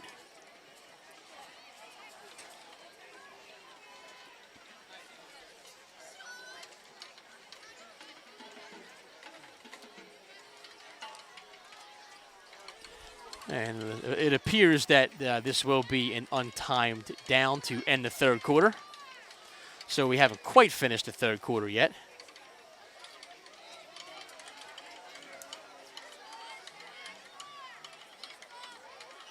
Four wide receivers.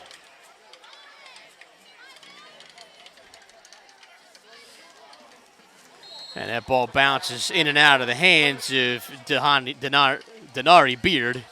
And that'll be the end of the third quarter.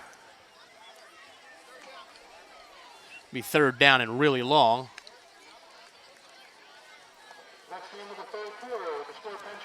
And they'll move the ball down to the other end, and we have 1 quarter to play. So the Bucs really have their work cut out for them. It's not unprecedented to see them score 3 touchdowns in 1 quarter, but again, you're dealing with Penn Charter having the ball, and they've been a tough team to stop. I suppose stranger things have happened.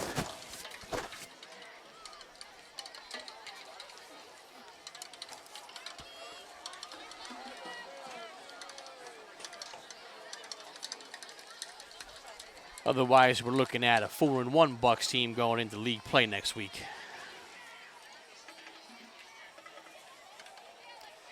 Bucs are on the road next week. They won't be back home again until next 2 weeks from tonight, homecoming. Chester will be the opponent. And all of the festivities that accompany homecoming, you can look forward to those. Presentation of the floats, the homecoming court.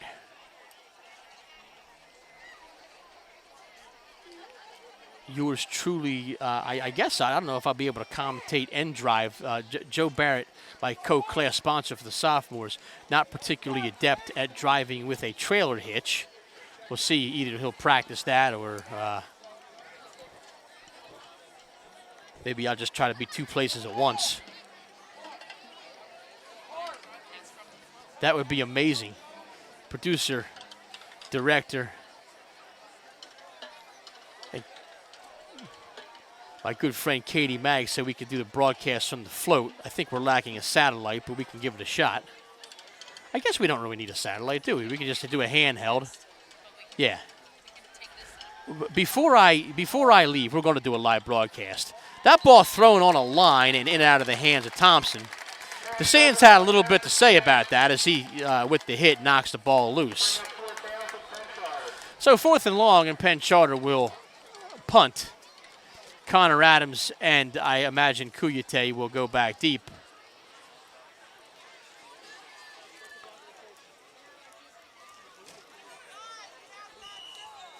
Fourth quarter underway.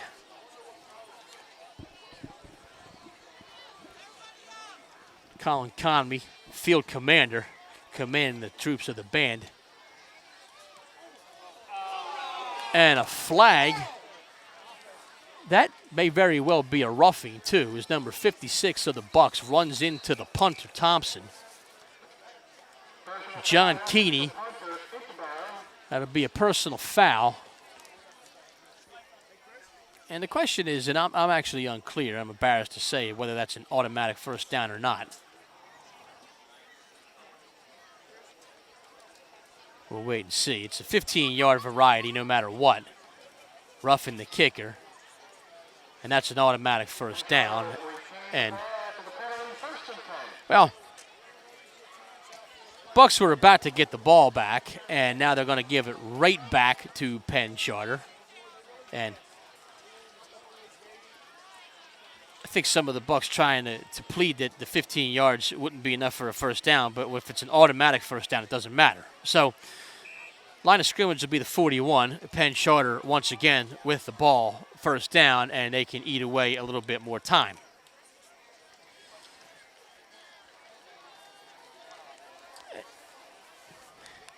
And it's look more and more like this is just one of those nights that Bucs are going to try and forget, put past them.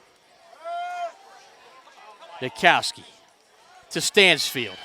And they really run that tight end play very nicely, and he drags Nate Murtha about 15 more yards inside the 25 to the 22. And Penn Charter looking to put this one away. Nikowski's pass is complete. Tackle made by Nate Murtha. First down, Penn Charter.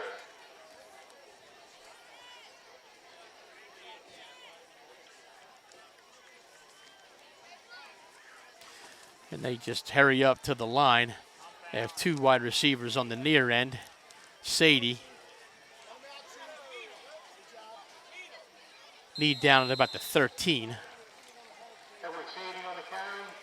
Tackle made by Nate Murtha.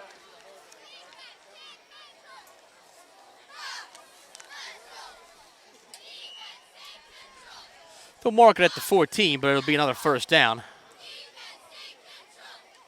No, it won't be. It'll be 9 yards, so it'll be close to first down. So it'll be 2nd down and 1.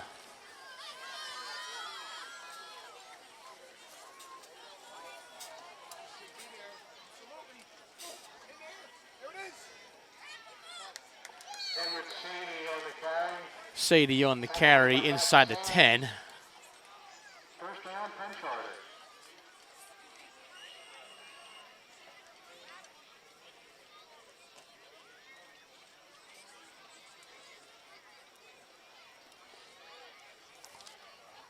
So 1st and goal, 6-yard line. 10-20 and counting. Now Kasky under center. Sadie Sadie on the carry. shifts down to about the 2-yard line. Penn Charter in hurry-up mode. No huddle.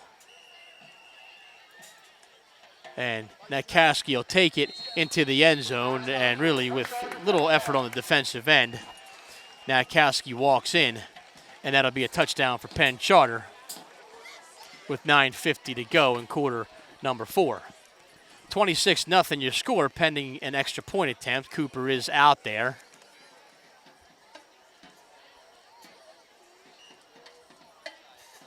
He's been on the money all night long.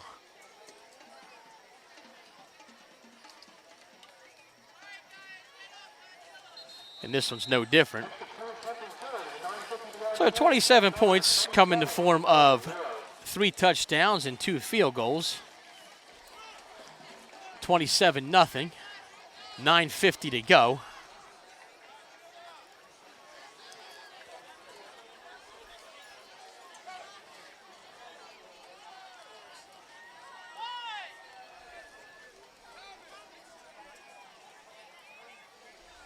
And possibly the only bright spot here is that the Bucks band is about to entertain us with a song. As soon as the horn section gets itself worked out, we have a rogue trombone player. Looks like he's got it together. And this being a horn-dominated song, that trombone player's presence was vital to the operation.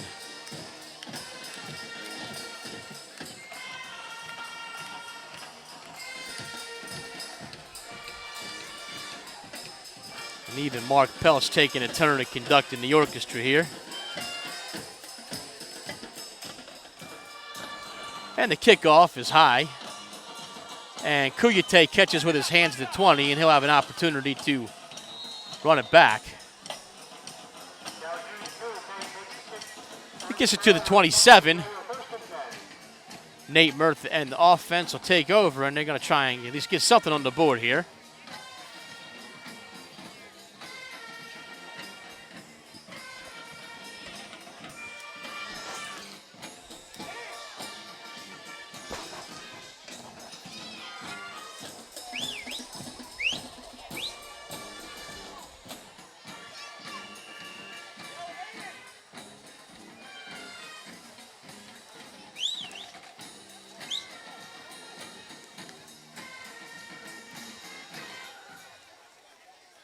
Murtha back to pass. He pumps once. He steps up in the pocket and is hit.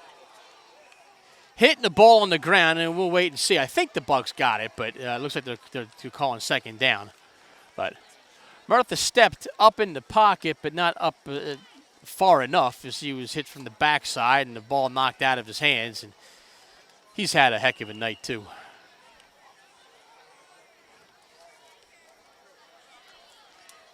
Playing both ends. A lot of tackles on defense, but hasn't had his best night as the Bucs quarterback.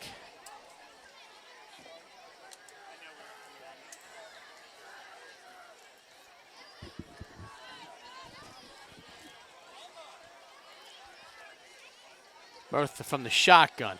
Fires to DeSands, who catches it, is brought down by his jersey. But it was a legal jersey tackle by Beard, not a horse collar. So 6 on the play. It'll be 3rd and 4. Ball right at the 35-yard line. They need to get to the 39. But with really no hurry-up package at all, the Bucs are just going to continue to have the quarterback run over towards Coach Lennox, get the play. So this is as fast as they can possibly go. Goes to the up man Forte, and he's actually brought down for a loss. And Coach will send a play in. They haven't replaced the offensive starters with the punt team, so 4th and 6 now, 4th and 5 roughly. 7:50 and counting, and the Bucs will go for it. I formation. This is a lot of times where they're trying to throw out of the backfield. Murtha, bootleg. Murtha will get the first down. Past the 40 to the 45. And that bootleg's worked a couple of times.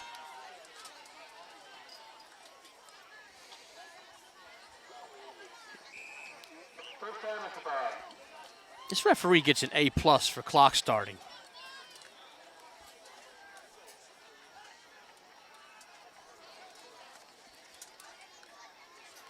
Forte will trot off the field. Thomas, the single setback.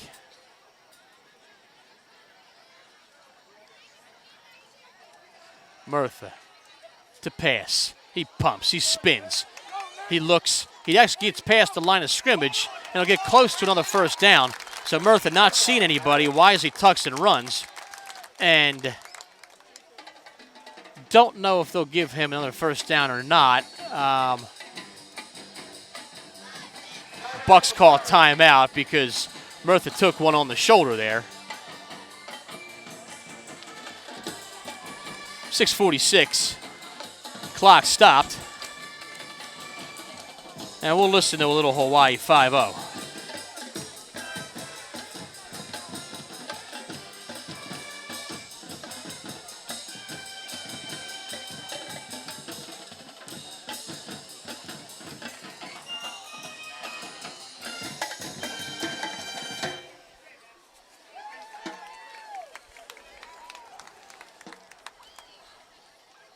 So 2nd down and inches.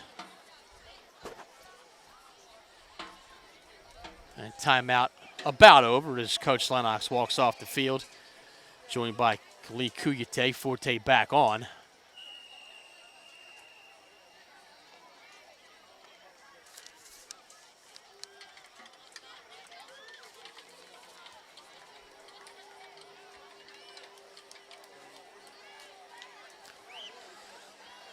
So Murtha set to take the snap from center Cam Brooks.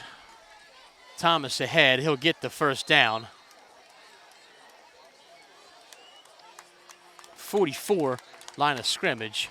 Chris Thomas on the carry.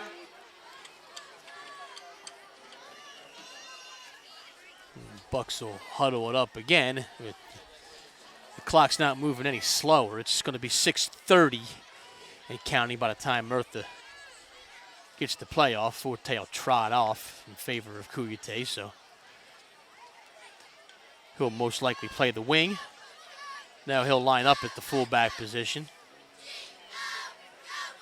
Murtha under center. And he'll drop back to pass. Murtha fires. Sees DeSands and he overshoots him in and out of the hands of Beard.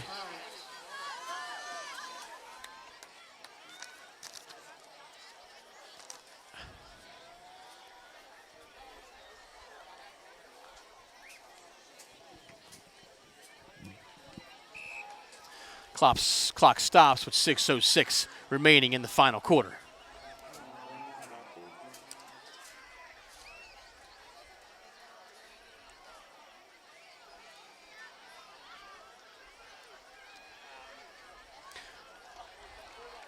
Bucks on the 44, once again with the 4 wide.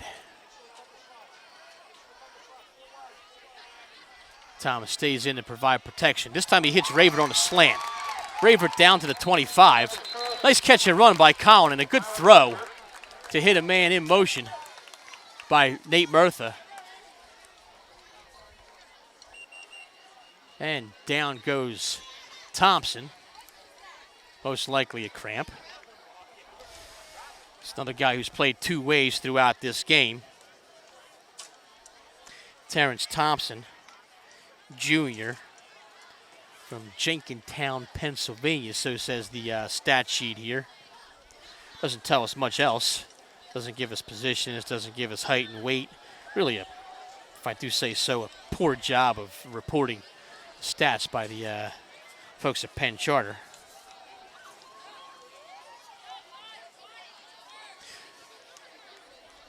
Bucks lineup sheet, on the other hand, is as good as it gets in numerical order: names, height, weight, position, and grade.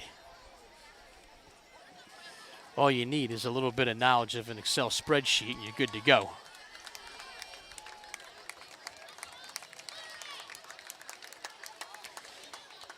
Thompson will walk off. We've had several players really, cramp up and have some injuries in this game, which have slowed the pace. 25-yard line. Bucks will have a first down there. And Murtha in the shotgun, joined by Thomas. Adams, the man in motion. They fake it to him. They hand it to Thomas. He's going to try and sweep out and be brought down at the line of scrimmage.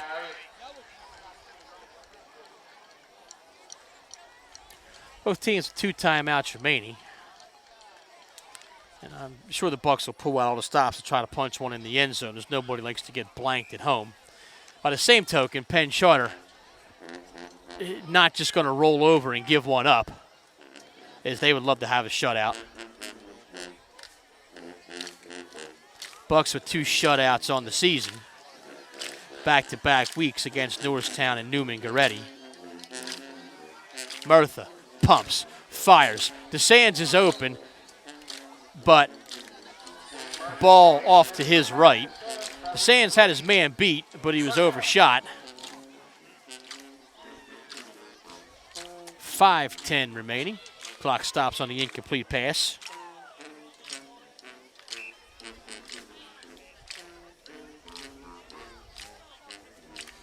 And Tuba's going to give us a little solo here.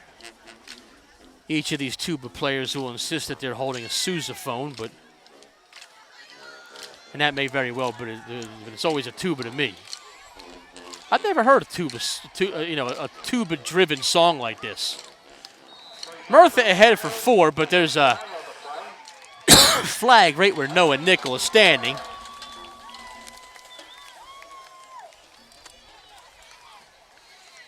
That will no doubt drop the Bucks back.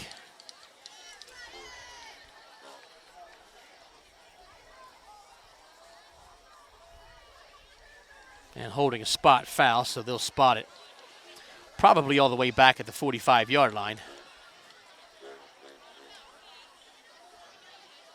Making it 3rd down and 25.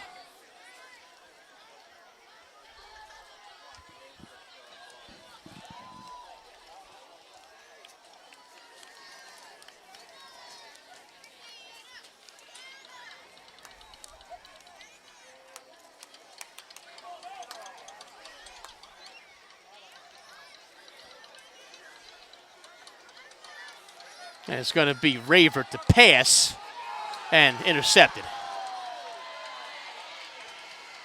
Intercepted by Penn Charter. McLaughlin will drive him out of bounds. So the handoff to Ravert, and he undershoots DeSands. And the comedy of errors continues, and Penn Charter takes it all the way back past midfield. They'll spot it at the 45. And we'll start to see a couple of the less faithful shove off. Buck student section really down to a handful of freshmen who may or may not still be paying attention to the game. They may be sharing some Snapchat stories, as they are wont to do when they're bored. The Penn Charter coaches have seen enough. They're outie.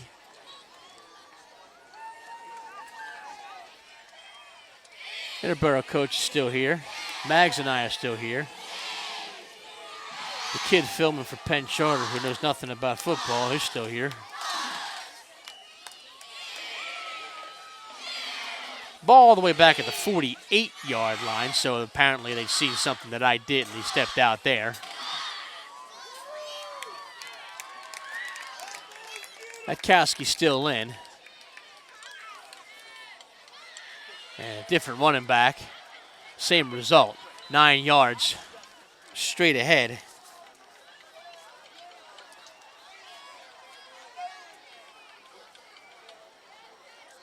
Jalen Jones, that's who had the carry.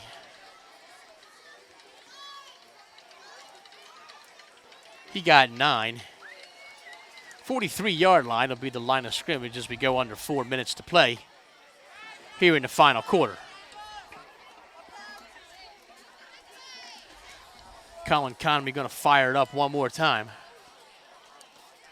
And it's no longer Matkowski and a quarterback. The second quarterback is William Samuel. It'll go to Jones again. Jones still facing the first team Bucks defense. Flag on the play very late, so that could have been a face mask.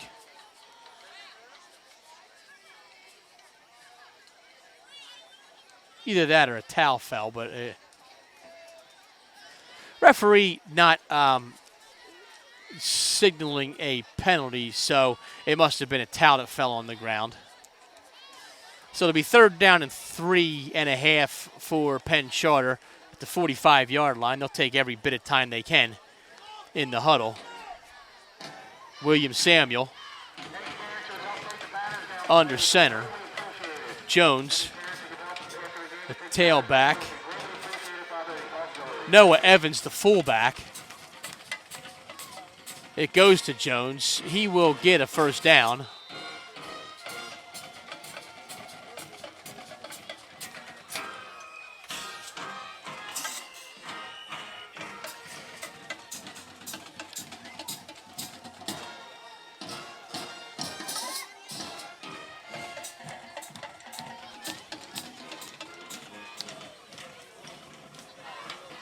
Yard line, the line of scrimmage.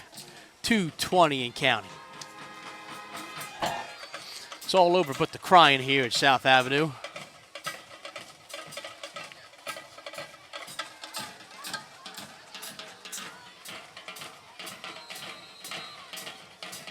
And the referee feels the need to throw a flag. That could very well be delay a game. It is. So clock will stop. They'll huddle it back up.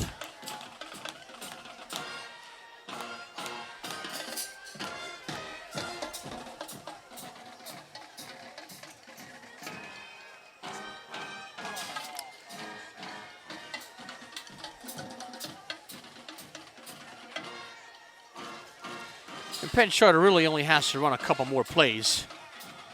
Jalen Jones passed the original line of scrimmage. 2-point takedown for Forte. That may have been McLaughlin.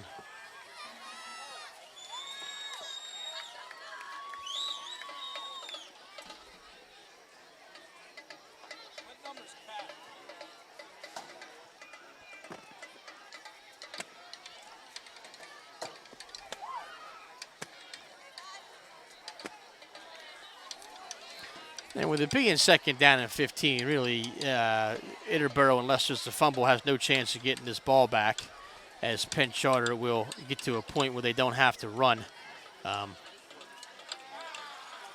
another play, and they're aware of that, and Samuel will take a knee, and it's officially that time. I'd like to thank my good friend Katie Maggs for giving up another Friday night to come watch football. thank the band and the cheerleaders for their continued support. Great halftime show by the band and a great job, as always, by the cheerleading team. Bucks are going to fall in defeat tonight. This is their first loss of the year. 27-0 will be the final score. They'll fall to 4-1. On the road next week, league play begins. And that'll be the final play of the game. So for all the folks that made this possible, which really just comes down to me and Katie Maggs, I'll bid you farewell from South Avenue Sports Complex, and we'll see you in a couple weeks for Homecoming 2016. So long.